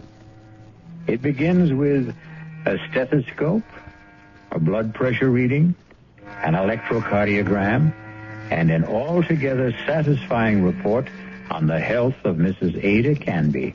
Well, can't see a thing to complain about, Ada. That little congestion you had last time is all cleared up. All in all, I'd say you're doing fine. For a woman my age, you mean? The older the chicken, the tougher it is to kill. That's what my grandmother used to tell me, and she lived to be 98. Speaking of relatives, you see much of Walter? My grandson? Oh, the usual once-a-year visit. And he always comes up with the same complaint. What's that? That I shouldn't be living all alone. Oh, that big house of yours must get pretty lonely sometimes. Well, the truth is, Dr. George, I'm not alone there. You're not? I decided to take in the boarder last month. Really? I haven't written Walter about it.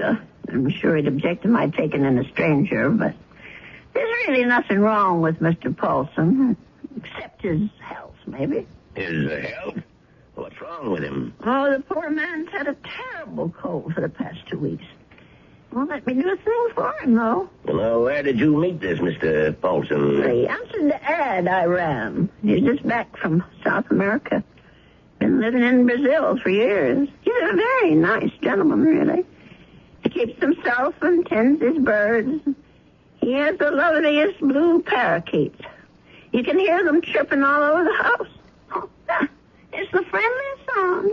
Well, I don't see anything wrong with what you're doing, Ada.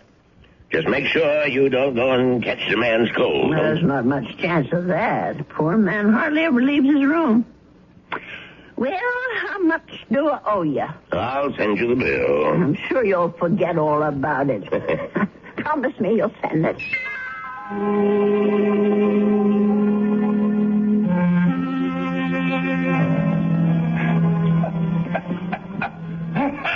Oh, dear. Mr. Paulson? Are you all right? Yes, Mrs. Canby. I'm all right. That cough sounds worse than ever to me. Why don't you let me fix you a little hot milk and honey? No, thank you, Mrs. Canby. Thanks very much. I'm going to try to get some sleep. Well, all right, if you say so. I guess it's time I was in bed myself.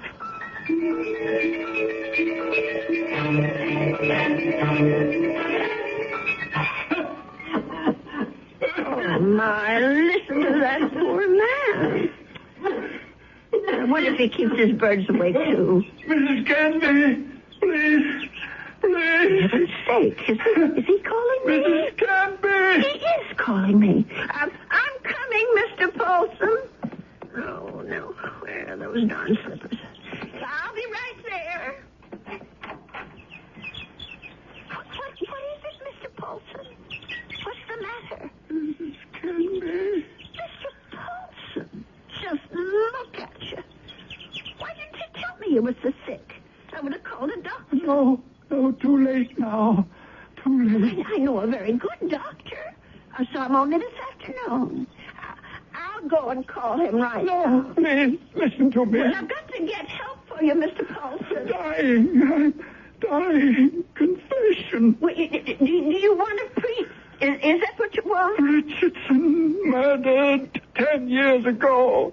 What? Murder. I did it. I killed him for money. I was paid. Did you hear me? Oh, Lord. Mr. Paulson, do you know what you're saying? Do you understand me?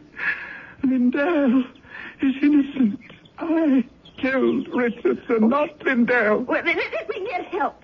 You can tell them yourself, Mr. Paulson, and the police and the doctor. You tell them, please. Tell them to free Lindell. He's innocent. Tell them I'm the one who killed Richardson 10 years ago. Oh, I don't know anything about such things, and I don't want to. I did it. I killed Richardson. I did it. I don't want to hear it. Please don't tell me. Please. Mr. Paulson, Mr. Paulson? Oh, dear God. I think he's gone.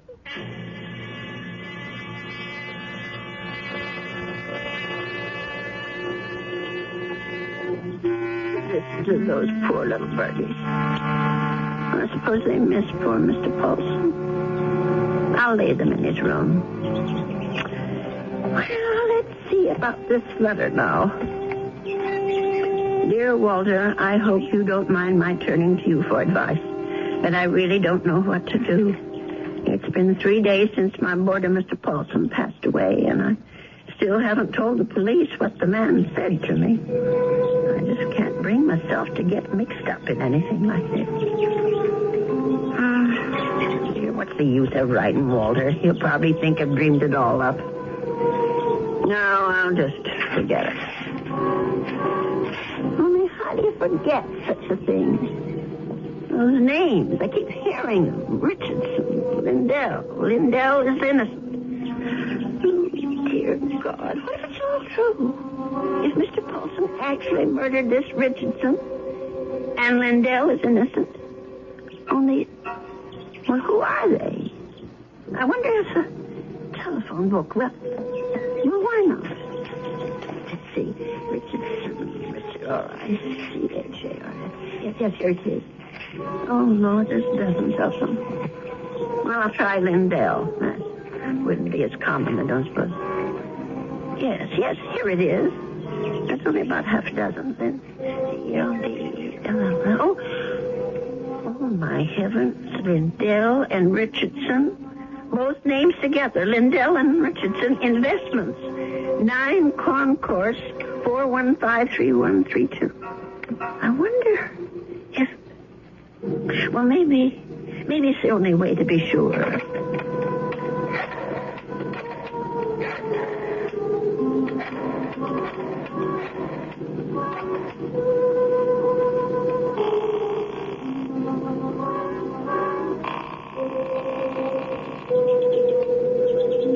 Oh, hello? May I speak to Mr. Lindell? He isn't? Well, then what about Mr. Richardson? Oh, I see. Well, is there someone there I can speak to? Yes, please. Thank you. Hello. This is Mr. Chelton. May I be of service? Well, maybe you can. I want to know about your Mr. Richardson, about when he died. I think I did business with him once, a long time ago. Well, it's 10 years, madam, just about. But if you're interested in investment advice... Well, I'll think about it. Thank you very much. 10 years. Well, it could be a coincidence. I guess it all depends on how he died. Well,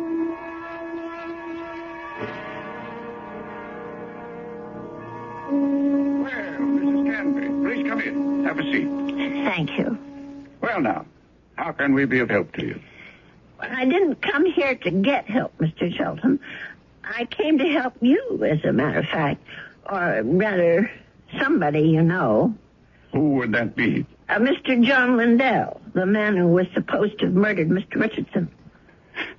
I'm afraid I'm not following you. Well, it took me all week to find out what happened to those two men, and finally I found the story in the old newspaper room down at the library about Mr. Lindell being indicted for killing his partner.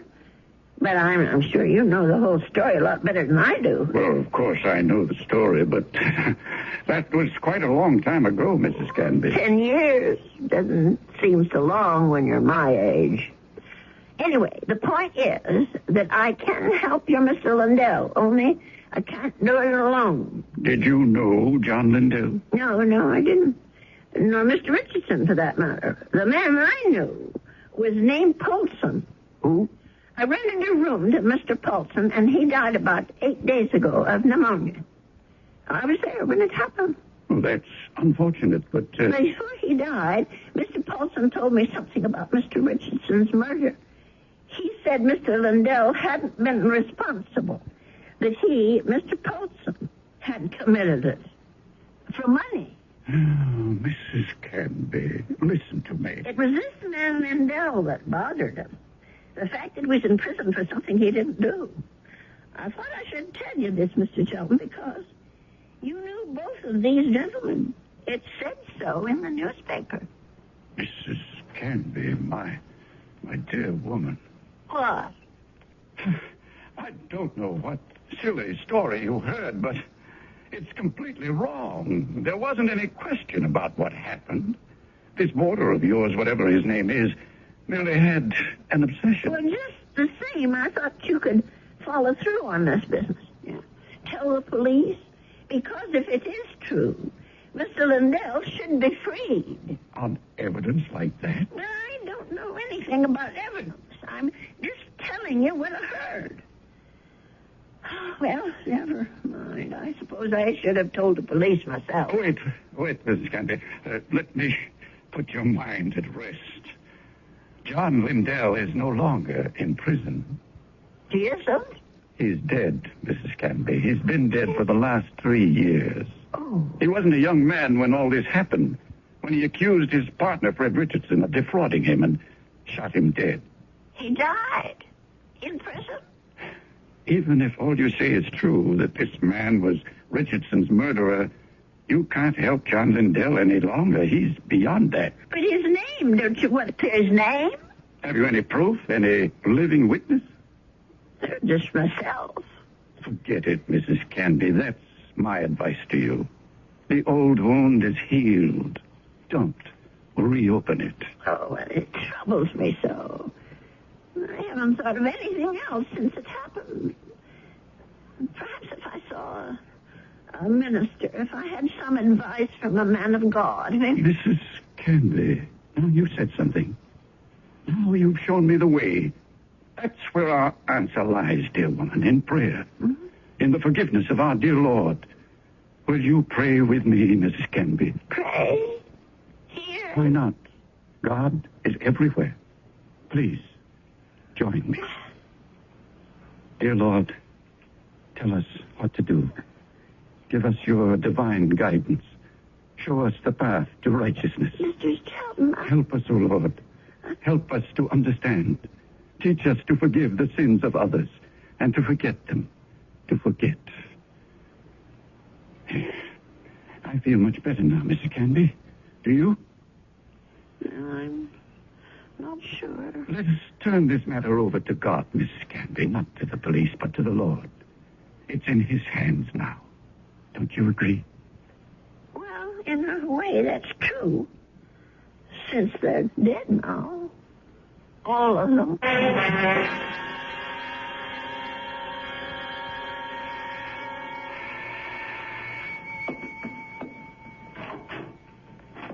Yes? Mrs. Canby? Yes? My name's Stuart Winfield, Mrs. Canby. I understand you have a room for rent? Yes, I do. Well, I'm new in town. I just arrived from Philadelphia. I've been staying at a hotel, but I'd like something homier. Well, the room I have is $35 a week. I can't offer you any meals, but you can use the kitchen all you want. Well, that sounds good to me. Would you like to see the room? Yes, ma'am, I sure would. Well, come on in then. Thank you. By the way, how did you know I had a room for rent? Hmm? I was going to place an ad this weekend. Oh, I guess someone at the hotel mentioned it. I forget just who. Say, this is a real fine old house, Mrs. Canby. Mm-hmm. I can see that I'm going to like this place. Just fine.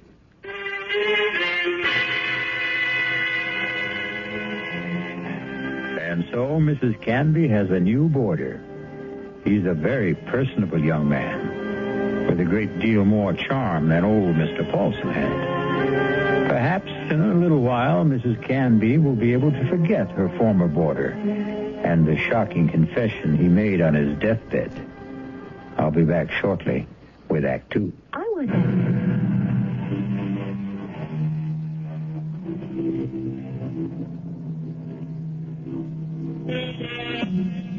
Stu Winfield took no time at all to make himself at home in Ada Canby's big old house.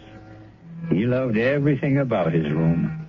The fine old four-poster bed, the crazy quilt that Ada herself had sewn up 40 years ago, the lace curtains on the window. He even loved Mr. Paulson's blue parakeets. But what he really seemed to like best was Mrs. Canby herself. Just take me 2 minutes to get these clean sheets on the bed, Mr. Here, let me give you a hand. No, I can manage. I've been making this bed for almost 50 years. 50? You've lived in this house that long? Moved in here when I got married back in 1919. My husband David bought it for us. Our only son Ralph was born in it.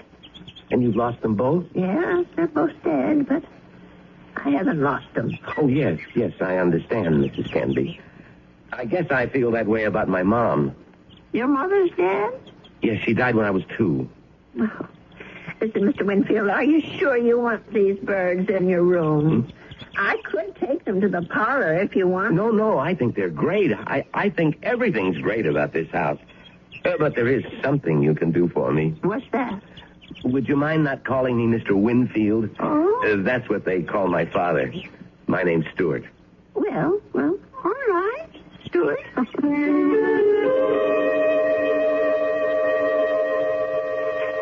Dear Walter, I think it's about time I told you that I have a boarder in my house. Mr. Winfield is the nicest young man you could want to meet. He's a great deal friendlier than my first gentleman, Mr. Paulson, and he seems to like nothing better than to sit around evenings and talk. We talk about his home and his parents and his plans for the future.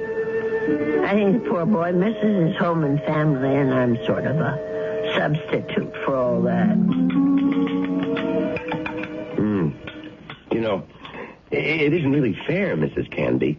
You said I had kitchen privileges, but that doesn't mean you have to cook for me. Well, it's a pleasure, Stuart. I haven't had anyone to cook for in years. You're kidding. You mean to say you cook this good without practice? Oh, you're just being nice. I'm sure that stew is just plain ordinary. It's terrific, no kidding. It tastes like, well, it tastes like home, if you know what I mean. It depends on whose home you mean. Well, my mom cooks stews like this. That's what I meant. Your mom?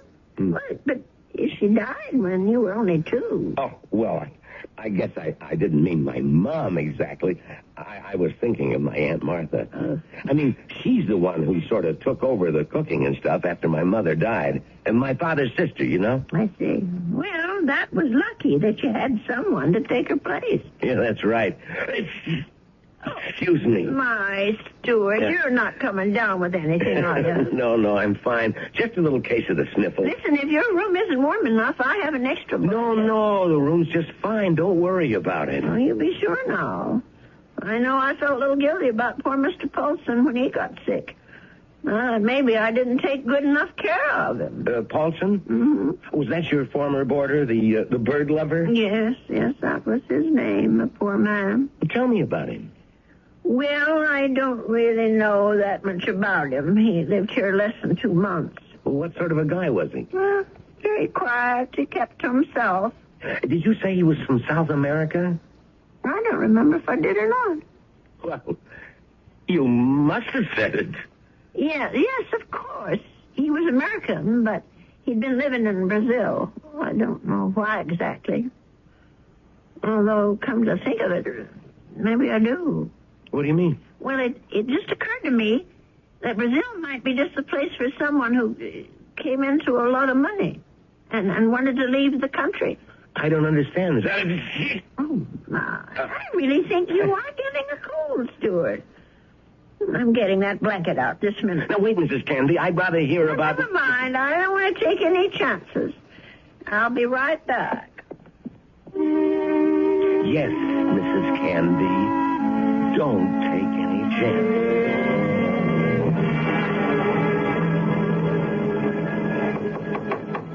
Stuart? Yes? Come in. I brought you a tray, Stuart. Oh. No, you shouldn't have. You shouldn't have gone to all that trouble, Mrs. Canby. Wasn't the least bit of trouble. Besides, you've got to have some supper.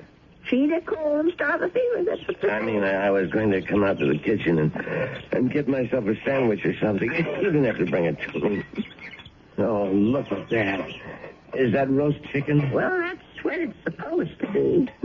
I hope it tastes all right. Noodle soup with dumplings. Mrs. Canby, you're spoiling me rotten. Do you know that? Yeah, I just thought it'd be a good idea if you stayed in bed and took it easy.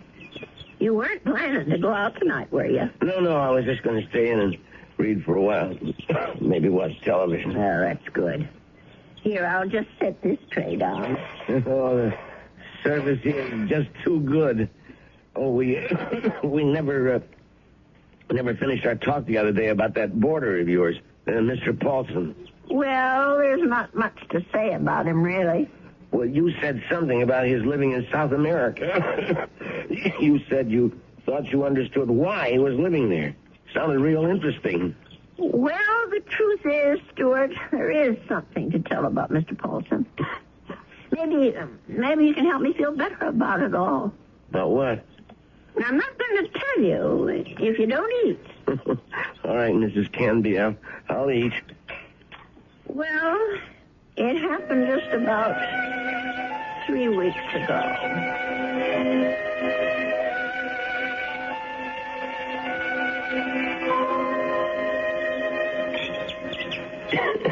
You know something, Mrs. Candy? That's about the best roast chicken I've had in years. I'm sure I spoiled your appetite with all my chatter. No, that was a really interesting story. But what do you think of it all, Stuart?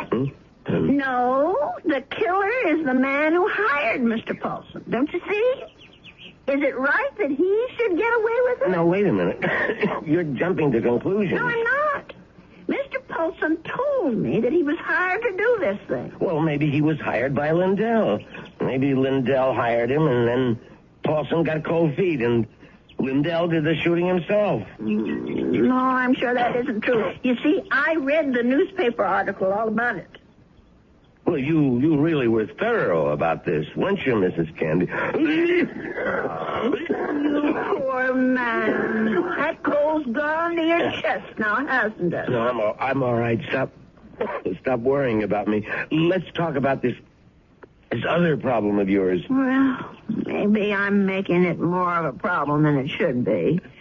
Maybe if I just told the police everything, I could forget it once and for all. No, I really couldn't advise that, Mrs. Candy. Well, it said in the newspaper story that the two men were partners in that investment firm. And Mr. Lindell thought that his partner Richardson was cheating, taking money out of the firm, and that's why he's supposed to have shot him. Wasn't there a witness to the shooting? Why, yes, I think there was. Come to think of it, it was Mr. Shelton. That's right. Well, doesn't that wrap it up for you? Well, it would if it wasn't for Mr. Paulson. Listen, Mrs. Candy, you know how much I like you.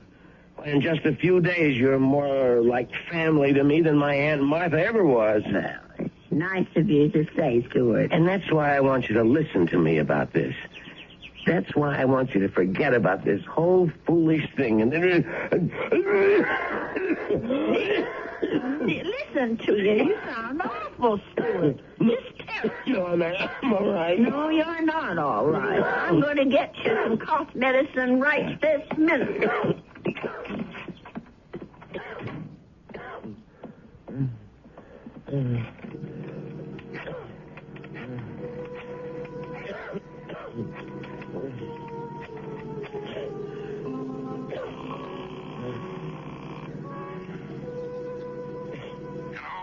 Mr. Shelton, it's me, Winfield.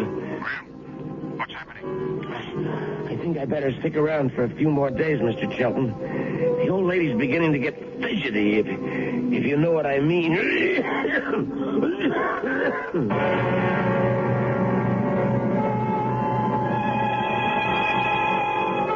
Well, something tells me that Stuart Winfield isn't such a nice young man after all. Could it be that he wasn't telling Mrs. Canby the truth about his dear mother and his Aunt Martha? Could he have not told her the truth about his plans for the future? Of course, the real issue is, what sort of plan does he have for Ada Canby's future? I'll be back shortly with Act 3. If you are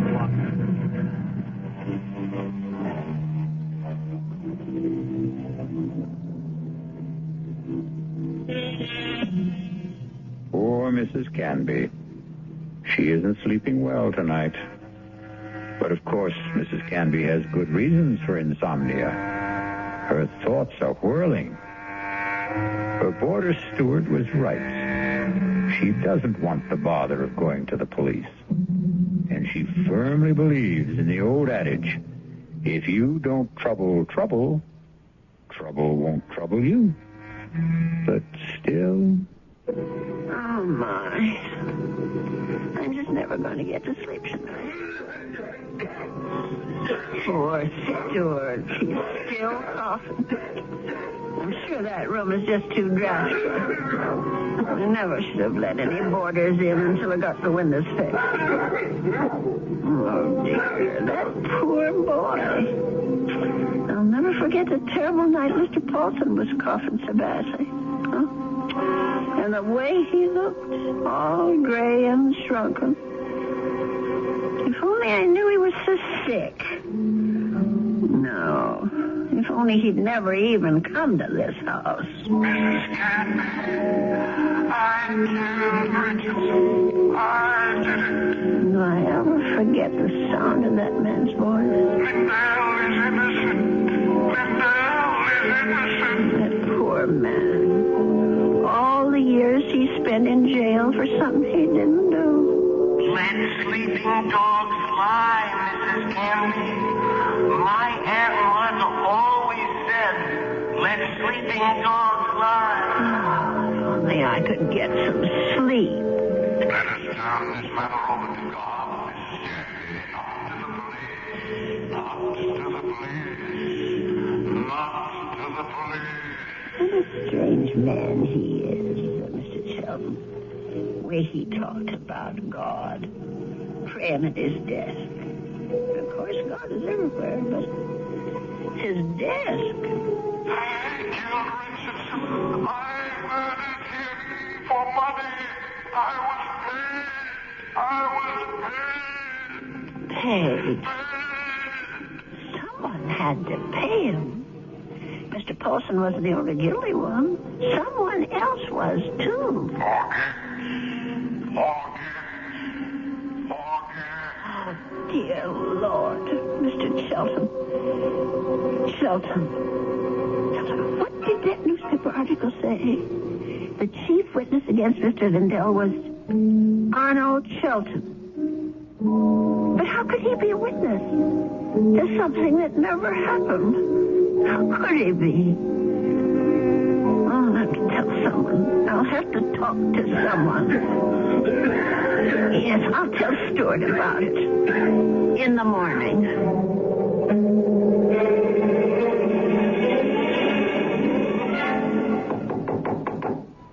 Stuart, are you awake? Yes, I'm up, Mrs. Canby. Come in. Oh, no. Now, don't tell me I'm getting breakfast in bed, too. Well, I know you had a terrible night last night, Stuart. You were coughing much worse than ever. I guess that medicine wasn't very good. Sorry I kept you awake, Mrs. Canby. No, that wasn't your fault. No. Something else kept me up. What was that? Oh, my mind, I guess. Maybe I should say my conscience. Oh, that sounds serious. But it is something serious, Stuart. I might have let a man get away with murder. No, it's even worse than that. He did something worse than murder. You're talking about Paulson again. No, I'm talking about the man who hired Mr. Paulson. He didn't just have that man Richardson shot. He let an innocent person go to jail and die there. Now, that's like committing 2 murders, if you ask me. I have to tell you something that occurred to me last night. Sure, go ahead. Well, it's about Mr. Shelton. Mr. Arnold Shelton. Yeah? Go on. I'm listening. Stuart, I wonder if maybe the reason Mr. Shelton was so upset with me, the reason he didn't want me to go to the police, was because he was afraid. Explain what you mean. Well, what I mean is maybe Mr. Shelton had good reason, besides the one he told me. He was working for both Mr. Richardson and Mr. Lindell at the time of the murder. Well, so what? Well, he was also the chief witness at the trial. A witness for the prosecution. But he saw the shooting, didn't he? But that's just the point. He saw Mr. Lindell shoot Mr. Richardson. Well, that's not what you told me last time. I mean that he was an eyewitness. No, that's right. He didn't actually see the shooting. He was miles away when it happened. I don't quite remember the details. There was something about a phone call, maybe? Yes, that's what it was. He claimed that Mr. Richardson was talking to him on the phone when Mr. Lindell showed up at his apartment. He said that Richardson cried out something about Lindell having a gun. And then he heard the shot. But how could that have happened if the gun was fired by Mr. Paulson? If, Mrs. Canby, that's the big little word, isn't it? If. But don't you see what I'm saying, Stuart? Arnold Sheldon had the most to gain. Gain? From what? From both these men leaving the firm. That'll leave the whole thing to him. All those customers, all the investments he handles, all the commissions, or whatever they call it. Are you accusing this guy Shelton of being the killer? Yes. It's the only answer, Stuart. Well, look, if that was the case, the police would have figured it out. But they didn't. There was nothing in the stories I read that pointed any suspicion at Mr. Shelton. I don't suppose it even occurred to them. And now, the company is all his. You don't call that evidence, do you? Well, then why didn't he let me go to the police? Why did he try so hard to talk me out of it? That man was praying to it. He was taking the name of the Lord. Oh, I'm sorry, Stuart. I'm so sorry. I won't bother you anymore. I know what I have to do anyway. Mrs. Candy. I won't be gone long, Stuart. No, wait. But the minute I get back, I'm going to call Dr. George and ask him to come over. You're sick. Never mind the doctor. You're calling the police. No, I won't call them. You're right. I don't want them tracking mud in my parlor. I'm going down to the station house and talk to them. I'll get dressed now and go straight there. Please think about what you're doing. I'll tell them what I know, and they can do the rest. Now, you try to eat something, Stuart. Please. Mrs. Candy.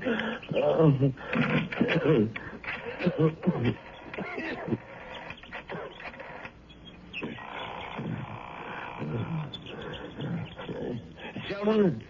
What is this, Winfield? I told you not to call me at the office. It's an emergency. You sound terrible. What's the matter with you? I'm sick. Only you're going to be a lot sicker. What are you talking about? The old lady. I can't stop her. She's decided to talk. What? She figured it out. Figured out exactly what you did, Sheldon, and how you did it. You fool. Stop her. Do you hear me? That wasn't part of the deal, Sheldon. It's all of the deal now. The price didn't include anything like that. The price just doubled. Old ladies are always having accidents. Make her have one. Make her have one now, Winfield. All right. She's gonna have a fall down the cellar steps. Right now. I gotta get my robe on and my slippers. I gotta hurry.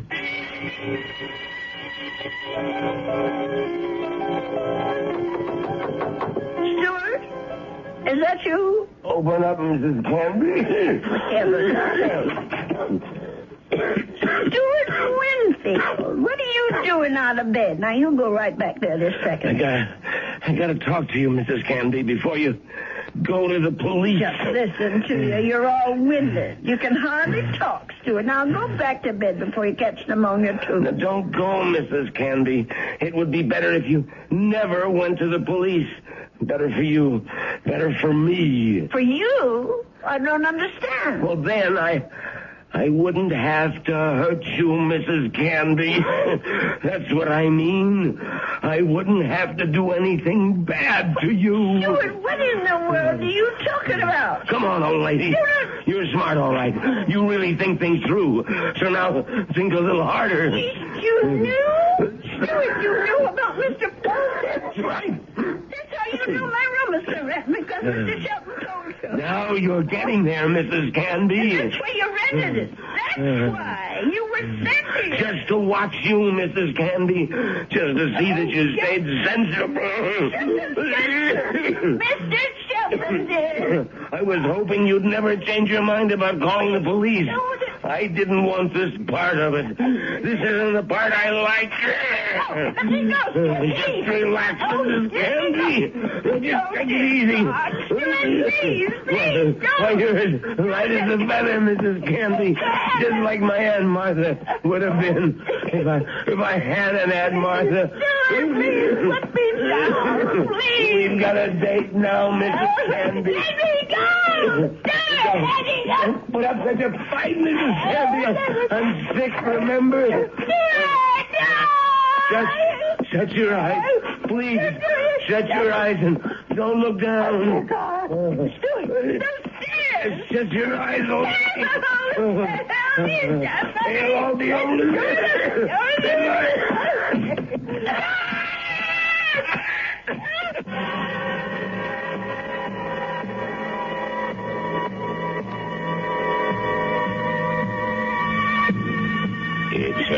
It's all right now, Ada. Just be glad that it wasn't you at the bottom of those stairs.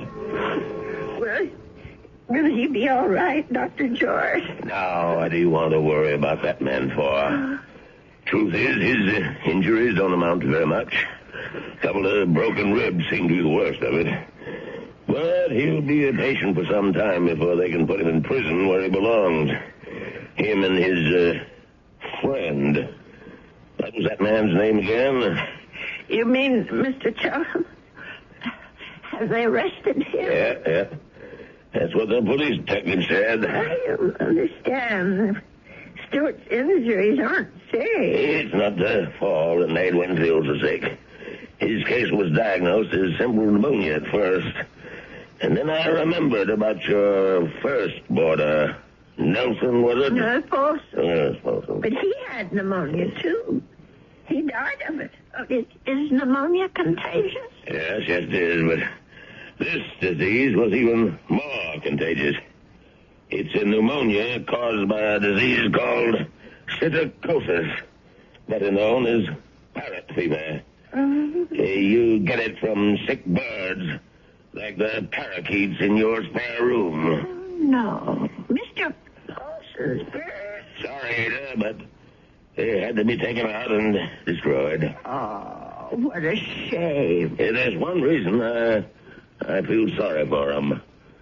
They saved your life. Made Mr. Winfield too weak even to throw a little old lady down a flight of steps.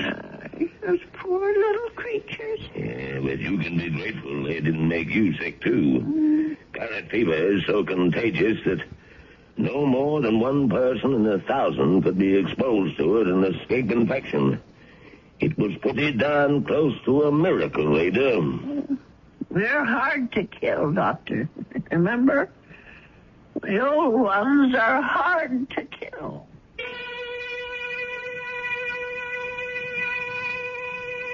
They say that people are living longer than ever before. And when we look at Ada Canby, we can understand why. She's a tough old lady. So tough she could withstand the threats of man, beasts, and birds. So let that be a warning to all those who think that our senior citizens are easy prey for crime. Watch out. They may turn the tables on you. Or the stairs. I'll be back shortly.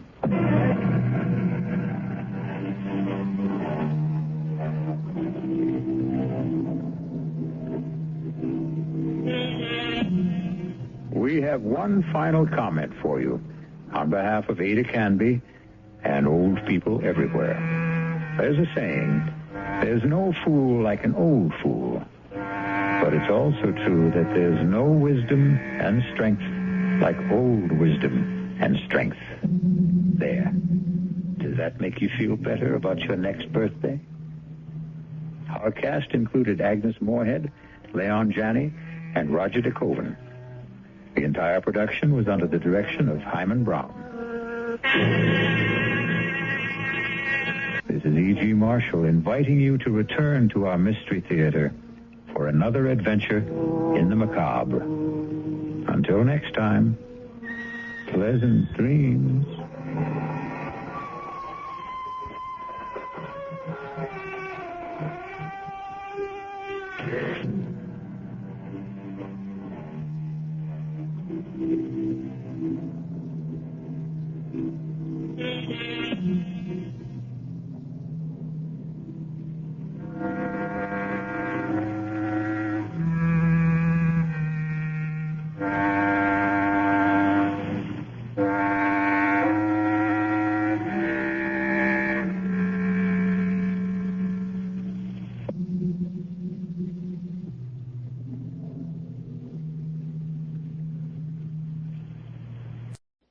CBS Radio Mystery Theater presents...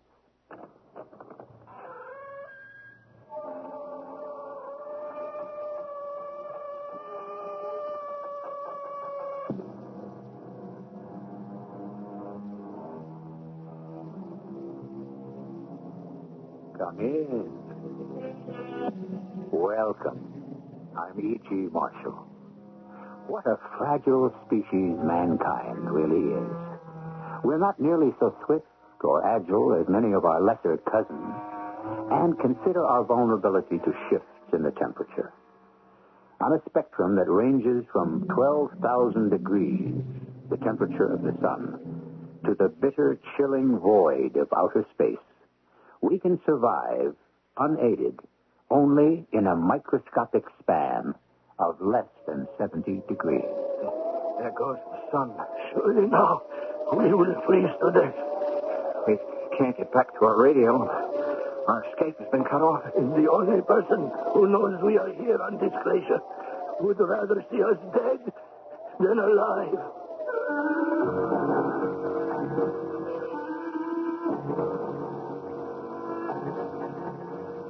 Our mystery drama, The Ice Palace, was written especially for the Mystery Theater by Percy Granger and stars Tony Roberts.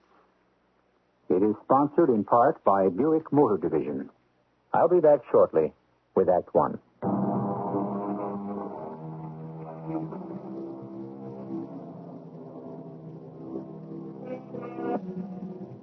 The Arctic regions are a permanent reminder of one of the most dramatic periods in the Earth's history, the Ice Age.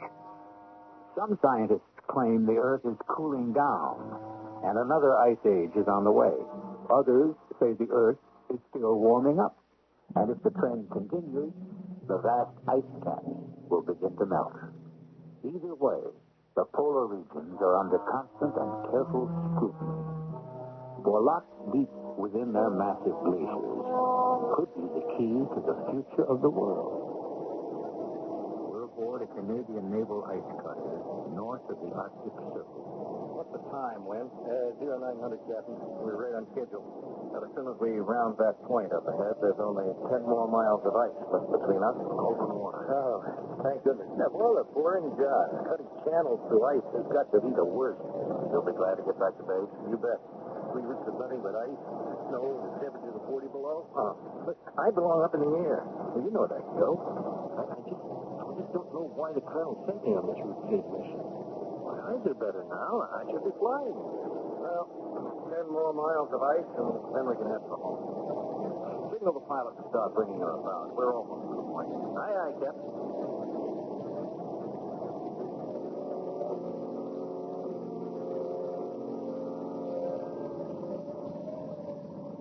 Joe? Hey, Cap, come up here. What is it? My eyes are supposed to be healed now, right? Didn't that happen tested just before we left base? Yeah. So what's the problem? You tell me. Look, the channel. It's already clear. There is no sign of ice anywhere. We are in open water. At this time of year, the channel is always under a layer of ice. And if we're on course, the Amundsen iceberg should be off our starboard bow. But there's nothing there but open water. Win, tell the pilot to turn her about. We better report this back to the base at once.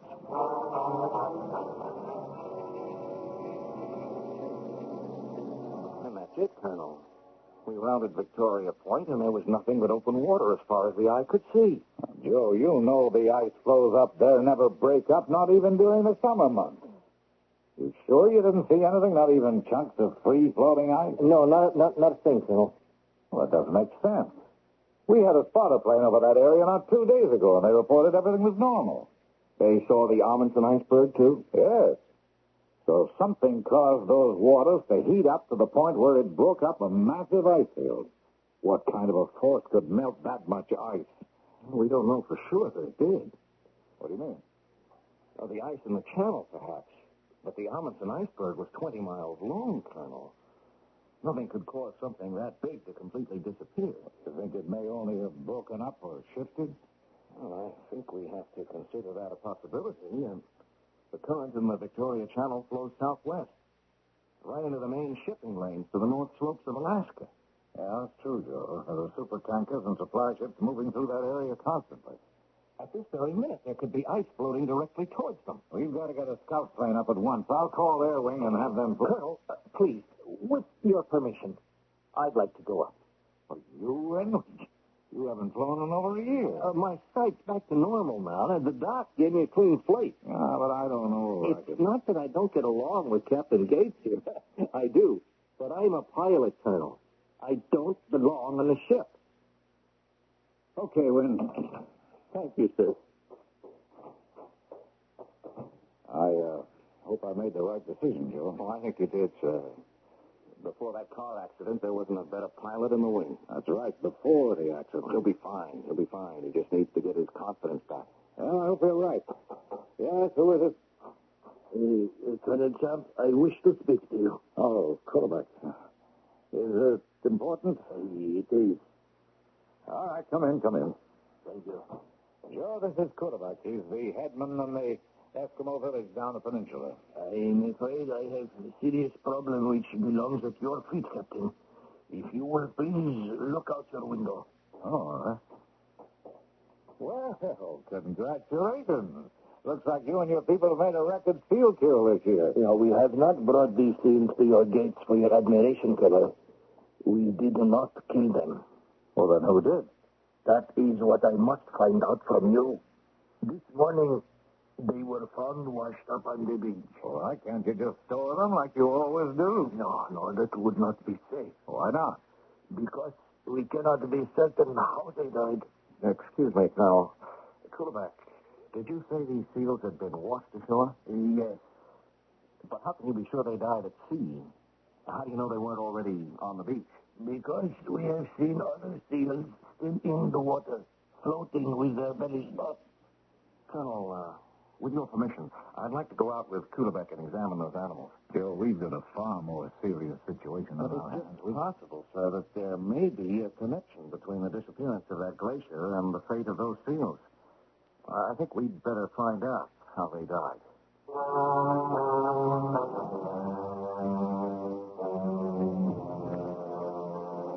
My people are very angry, Captain. They did not want this military base here. There's still no proof that we are responsible. There aren't any visible wounds on the animals. Look more closely at the skin. Look. Yeah, it's discolored and shriveled. Almost like it's been charred.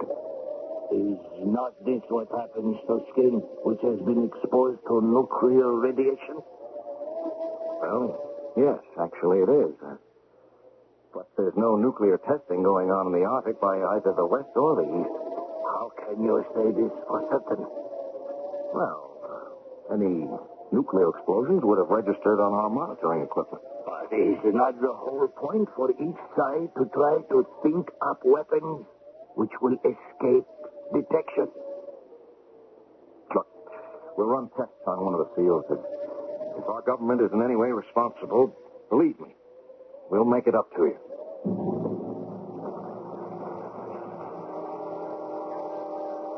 Nuclear radiation? That's impossible.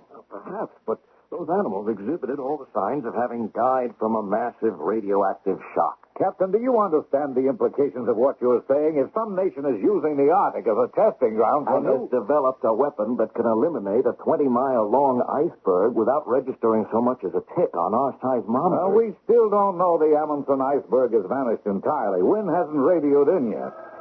Oh, wait a minute. Colonel Camp speaking. Yes? You sure of that? Well, thanks very much. Well, that was the lab. They've completed the autopsy in one of those fields. There was no sign of radiation sickness. None at all? Well, what did they die of? Simple heat prostration. Heat prostration? At the North Pole? Not only that, Joe. While you were out with Kodabuck, I was getting reports from Halifax, Reykjavik, to cities from Iceland to Alaska. And they're all reporting the same thing. A rise in the level of the ocean. What? How much? Oh, it's still very slight, but it's enough to be measured. You know, Joe, the conclusion seems inescapable. Somehow, some way, something is causing the polar ice cap to warm up. But this rapidly. That goes against all scientific prediction. Mm-hmm. And how can it be selective? I mean, why the Amundsen iceberg, but not our outpost here? Colonel Chow speaking. Oh, yes, good. I'll switch him on in here. Wynn is on the horn. Maybe now we'll find out something. Hello, Wynn? This is Colonel Champ. Do you read me? I read you loud and clear, Colonel. What can you see from up there? Nothing at all. There's no trace of the Amundsen glacier anywhere. What? Are you positive? That's right. Crisscrossed this whole area, Colonel. Well, what altitude are you flying at? Well, I've been down as close as 50 feet. I can't find so much as an ice cube. Oh, that's not possible. Colonel Champ. Yes, Wynn, what is it? I've spotted ice. But you're not going to believe it. Believe what? The ice. What? What? Believe what? Hello, Wynn. Wynn? The radio's gone dead. I lost contact. Hello, Wynn. Oh. Yes? Yes, I know the radio's dead. Put me through to the radar room. Tell you, if anything's happened to Wynn, Hello, radar? That's the plane we sent up. What's its location? Are you sure it isn't a malfunction? Yeah. Okay. Okay, if anything happens, let me know. They lost him on the radar screen as well? At the same time, the radio went dead. He's vanished. Just vanished.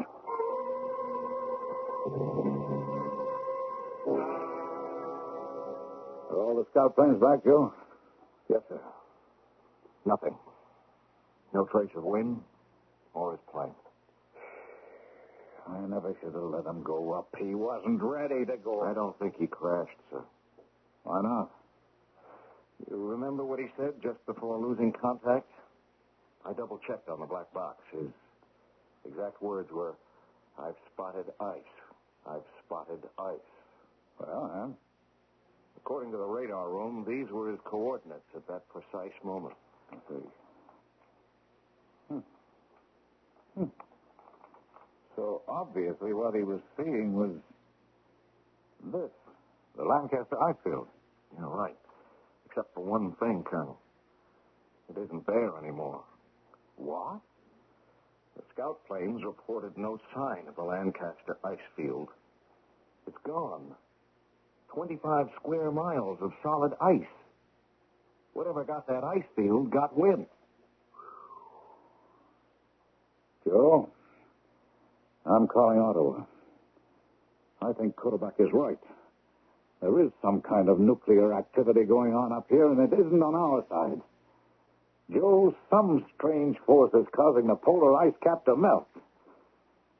And if we can't stop it, the results will be catastrophic.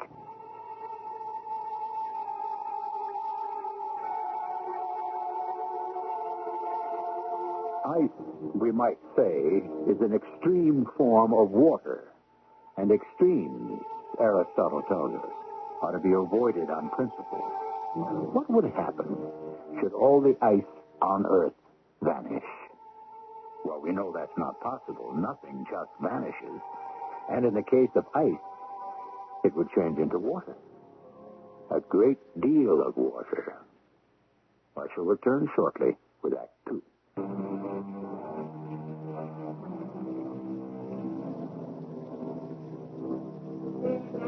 All around us, there are reminders of the awesome force of the glaciers. They gouged out valleys and threw up mountains. But when we consider the fact that the amount of water contained in the ice sheets at either end of the Earth is enough to flood most of the world's landmass, perhaps the most awesome thing ice can do is melt. Joe, my orders from Ottawa are very clear. We're the only military post in this area. It's up to us to find out what's going on. I want to know what happened to Wind.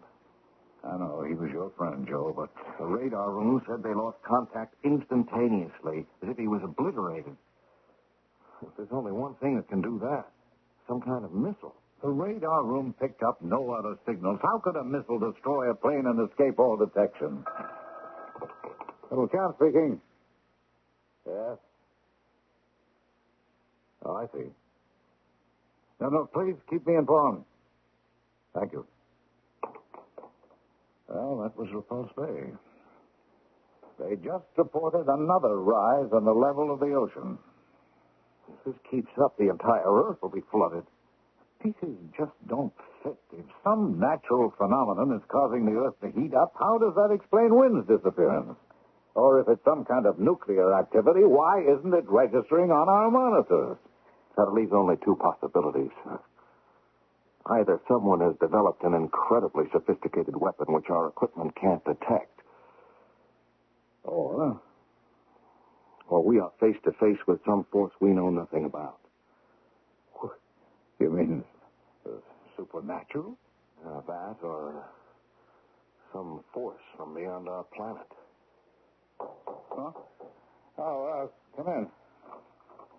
Forgive my coming to you twice with the same problem. But my people wish to know what you will do to replace the seals that have been killed. Don't you have any food stored away you can draw on? Ordinarily, yes. We are very provident in these matters. But our caches have been vandalized. Well, you're not going to blame us for that, too, are you? No, I know who the guilty party is. And at the right moment, I will expose him. Is it someone from our base? No. His name is Samek. You do not need to interfere. We will take care of this in our own way. All right, quarterback. I'll speak to the quartermaster about issuing rations to the village. Thank you. Just a minute. Quarterback, why is one man robbing the meat deposits of the entire village? Because he is lazy and good for nothing. Well, what happened to it? And he can't eat it all himself. He sells it. To whom? I have been watching him. I have seen him load up the meat and go off up the northern channel. In my younger days, I could have followed him in my kayak. But now, a motor is too much for me. And when he returns, his boat is lighter than before. Joe, we have an urgent situation facing us. Colonel, there are no settlements up the northern channel. It's frozen wilderness all the way to the pole. I'd be very interested to know just who Samek's customers are.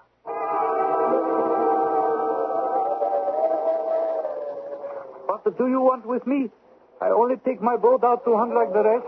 Samek, Kulebeck here says you go up the northern channel. The hunting's better in the bay. I am bound by no law to do as the others do. Samek, I advise you to cooperate with Captain Gates. You have no power over me, old man. I know nothing. Who do you take the meat to? I do not know. Samek. I have never seen the man, that I can swear to you. I do not know even if it is one man or many. Tell us what you do know. Several months ago, I was in Toul. Someone approached me. He said he knew I was from this village. He had a bargain to make. The man he worked for would pay me very well. All I had to do was hunt for him, and once each week, take what I had killed to a certain spot at the far end of the northern channel. But you found it easier to rob our stores. Go on, Samek. That is all I know. I leave the food, take the money, which is there for me, and go. I see no one. No signs of life at all? No buildings? It is a wilderness. I do not even know how a person can survive there. And this never struck you as odd? I am well paid. I have no question. Is that where you're going now? Yes. I'm coming along. You cannot. The man was very clear. No one else must come with me. Oh, don't worry. Whoever's out there isn't going to see me until I want him to.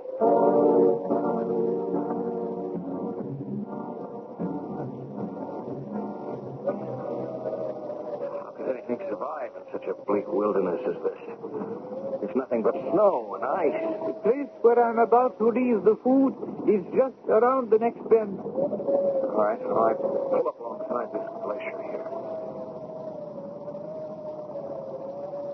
We'll get out here and set up camp at the top of the glacier overlooking the drop point.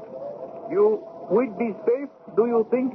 We'll establish radio contact with the base, and then it's just a matter of watching and waiting.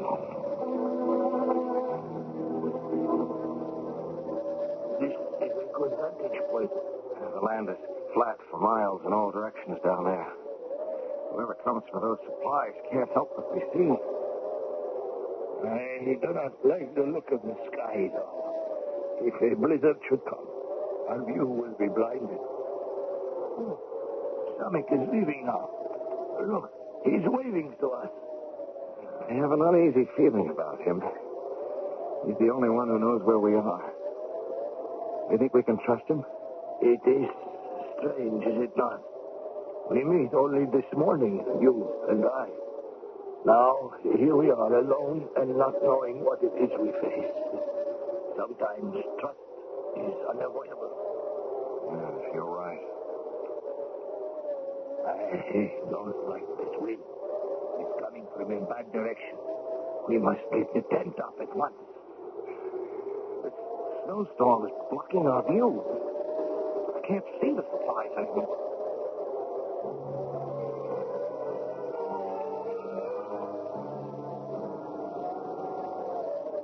My eyes are getting too old. What can you see? Supplies are gone. Someone must have come during the storm and taken them. Come on. Let's go down there. I am not sure that is a wise idea. Why not? I mean, maybe they left a clue which way they went. I am beginning to think we are dealing with extraordinary people. No one should be able to find his way in a storm such as just passed. Even the most experienced hunter would have to stop or run the most certain risk of becoming lost. Oh, don't worry about it, Kulak. I've got a gun. What if arms will not work against such people as we are after?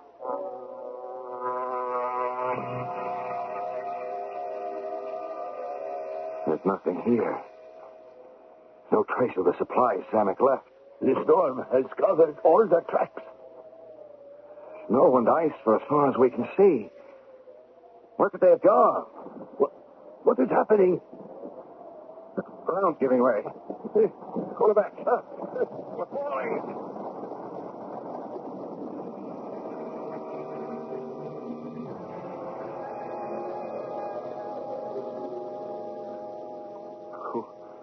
Kulak? Oh, you're still alive. That's the metaphorical beauty of snow.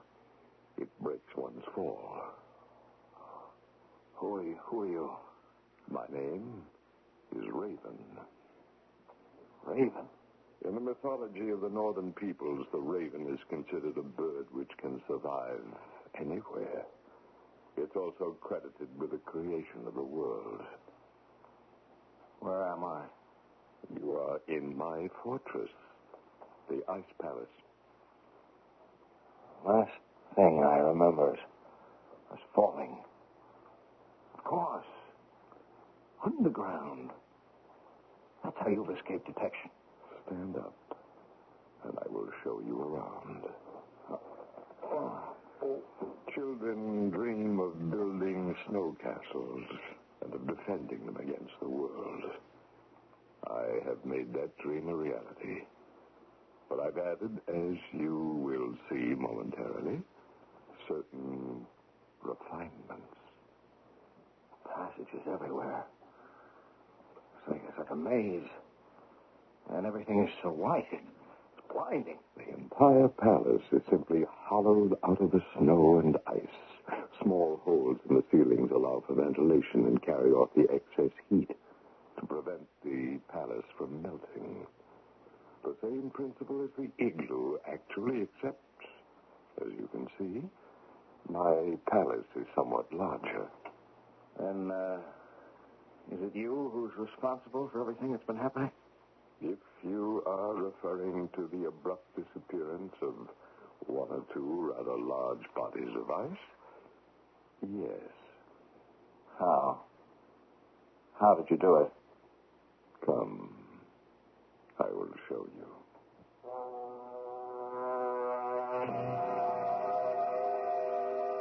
You see before you the work of a lifetime.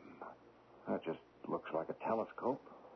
How could this melt an iceberg 20 miles long? It cannot. Oh, then... What you are looking at is a machine which, working on a laser principle, has the capacity to do nothing less than neutralize the Earth's protective magnetic field. Do you follow me? I'm not sure. The sun bombards us daily with ultraviolet rays of such intensity they would burn our planet to a crisp were it not for the ozone in the stratosphere. Under normal conditions, ozone is produced continuously by the action of solar ultraviolet radiation on the oxygen in the air. This machine arrests that process. You mean it just opens holes in the atmosphere and lets deadly ultraviolet radiation pass through undiluted? Precisely. The rays strike the Earth at temperatures of several thousand degrees. So, that's what happened to the Amundsen iceberg. Yes. I was testing the width of the hole I could open. 20 miles. But I can also adjust it down to a point with a diameter of no more than 2 inches. And that's what happened to Wynn. He flew right into the line of ultraviolet radiation. And was burned to a crisp. So it was you who killed him. What happened? One of my minor inventions, this small gun, it freezes snow into ice. You tried to hit me. I simply fired it at your feet, and you lost your balance. Why, gods control this man of Templar. You see, I am not entirely alone. What's the purpose of all this? What you have witnessed were the final tests of my machine. I've merely been waiting for the sun to move up into the northern hemisphere. Tomorrow I shall begin to systematically melt the polar ice cap. You're mad. We are all mad. But why? Why? Because it's a challenge. Because I don't want others to control my destiny. Because the world needs a good cleansing periodically. Take your pick. Reasons are cheap. I don't deal in reasons. But what is it you want? I make no demands. This is not a petty case of international terrorist extortion. I will not be bought off. As soon as a person makes demands, he makes himself vulnerable. And I intend to remain absolutely invincible. You're going to flood the entire world. Yes. Why does that surprise you? Consider the scene. Trillions of tons of water released from frozen bondage in an instant. Tidal waves sweeping southward. Whole buildings toppled by their force. Entire cities drowned without warning. And when it is all over, only those few living in the highest mountains are still alive. We can draw only one conclusion, literally and figuratively. At this moment, the madman Raven is sitting on top of the world. I shall return shortly with our final act.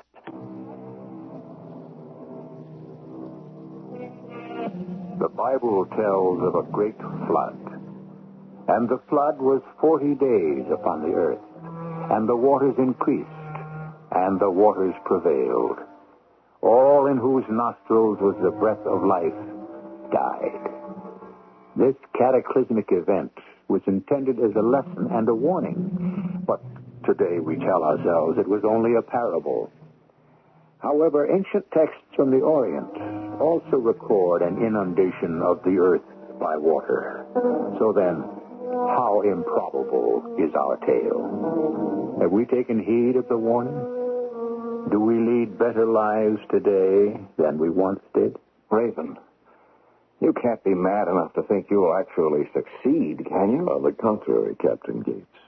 That is precisely why I shall succeed. When the sun rises tomorrow, I will turn on my machine, and I will feel what no man since the great conquerors of the past has felt, the total satisfaction of complete triumph. And you will be right beside me to witness the whole terrible scene.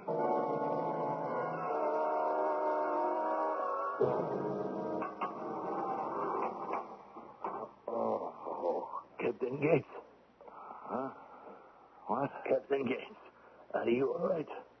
Kulevac, you're alive. Yes. I was the first to regain consciousness from our mutual fall. Did you meet that guy, Raven? Oh, yes. He's crazy. He's stark raving mad.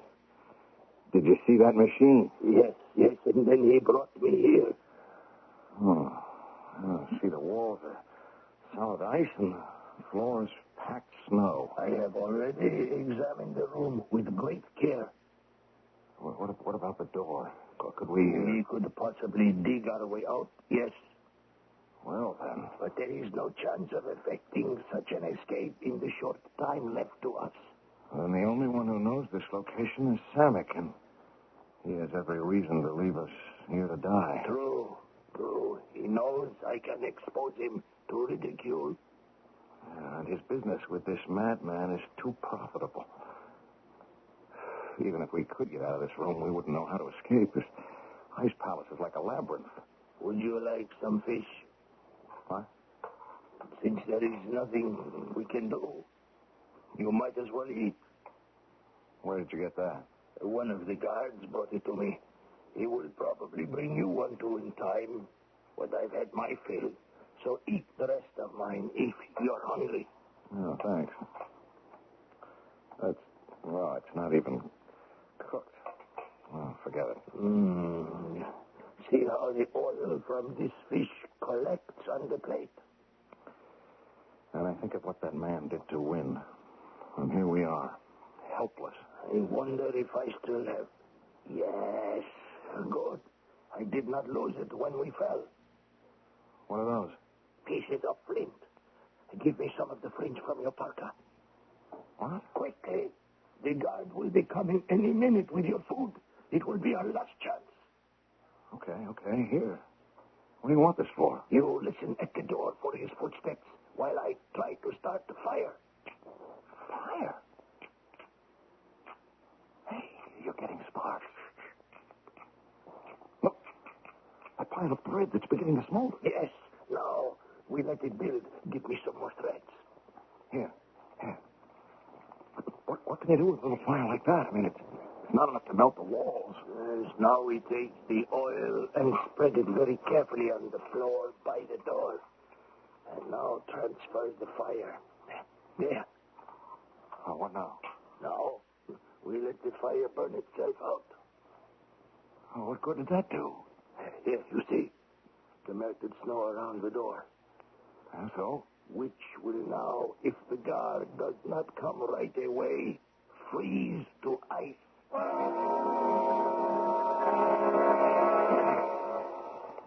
Here comes the guard now. Stand away from the door. I have food, but I am armed. Get back. Here is some food for... No! I've got him, Kulevac. Get his gun. Give me the gun, Kulbeck. Here. Anyone else in the passageway? No. All right, the next question is how to get out of this place. Without this man to guide us, we will have to find our own way.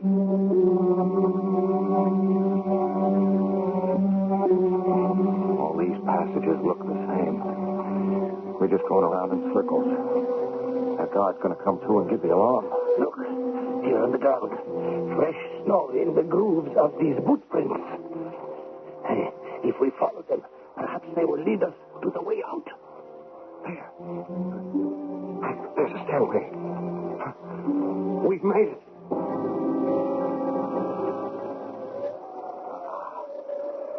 Crisp, fresh 40 below zero air never felt so good. Quickly, let us get back to the radio and contact the base. Kulbeck, there's one thing. You know they won't be able to rescue us. I mean, Raven would fry any plane to a crisp they try to send in. All Colonel Champ will be able to do is order down every missile we've got and obliterate this entire area. Yes, I understand. It means we must die. So what are we waiting for? This man must be stopped. Let's get to the radio.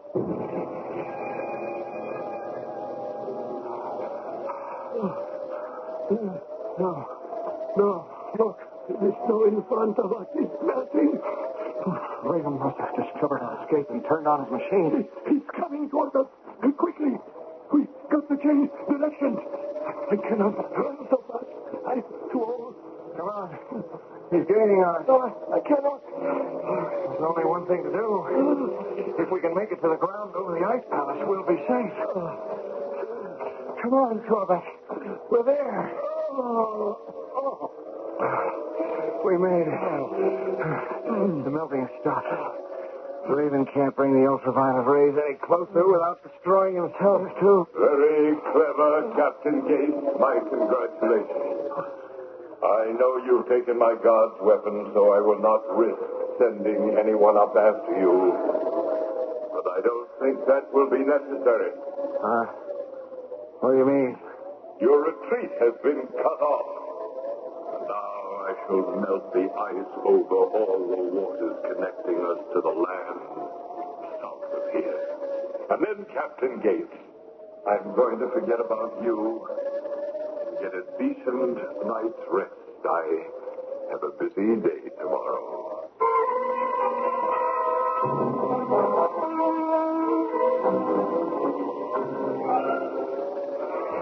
It's getting cold about a minute.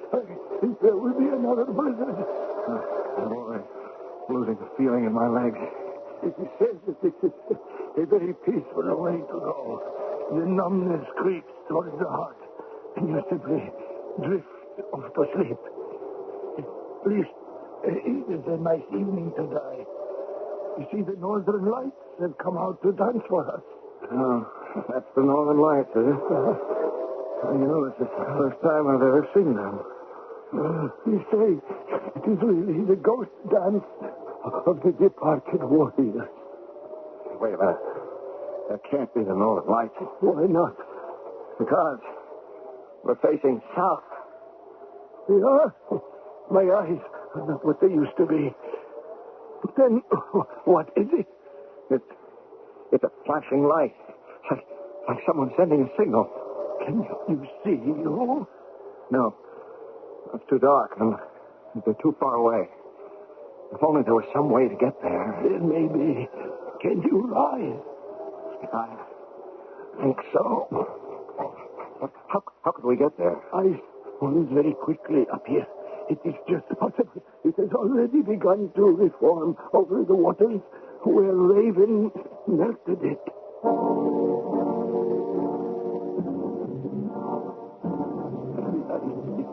We will have to cross it on our bellies. I don't know if we're going to make it. Kulbeck. My hands have gone numb now, too. We must keep moving. Careful. Stretch out. It's getting thinner. We're halfway across the water. Is the light still flashing? Yes, but less and less. Whoever it is getting discouraged. We must try to move faster. Kulbeck, the ice is broken. Don't move. Stay flat on your stomach. We can only hope it is thick enough to stay afloat. We're drifting. But the water's coming over the top. It's freezing. What was that? It's a harpoon. Can you reach it? I think so. Yes. Got it. Hold fast. Whoever was flashing that light must have seen us. I can feel it happening. They're pulling us in. Hold on. Don't let go. My hands are about to double. What could this person be? What if it's one of Raven's men? Captain Gates, it is Samek. Samek! You got us! Keep pulling!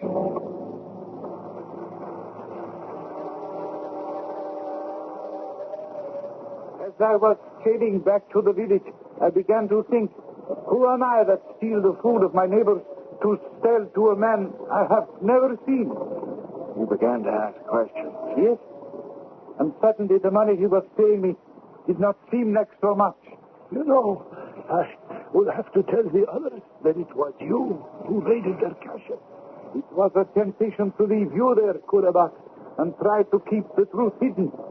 But you are a tough old crow, and I knew you would manage to return somehow, so it might as well be in my boat. And that, too, I will tell the others. Almost dawn. Samek, how close are we to the base?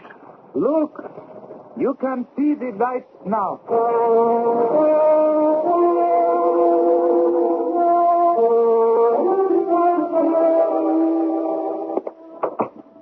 Oh, Joe, it's good to see you and Kulabak alive. Oh, these dry clothes feel great. What's happening? Do you know that you two are responsible for a military first? Russia and the United States have joined together and are sending in missiles from all directions simultaneously. This Raven fellow will never be able to fend them all off, even with that machine of his. Joe, what are you thinking? I'm thinking of Wynn, Colonel, and the terrible way in which he died. Yes, I know. He was a good man and a good officer. Gentlemen, look here, out of the window. The sunrise.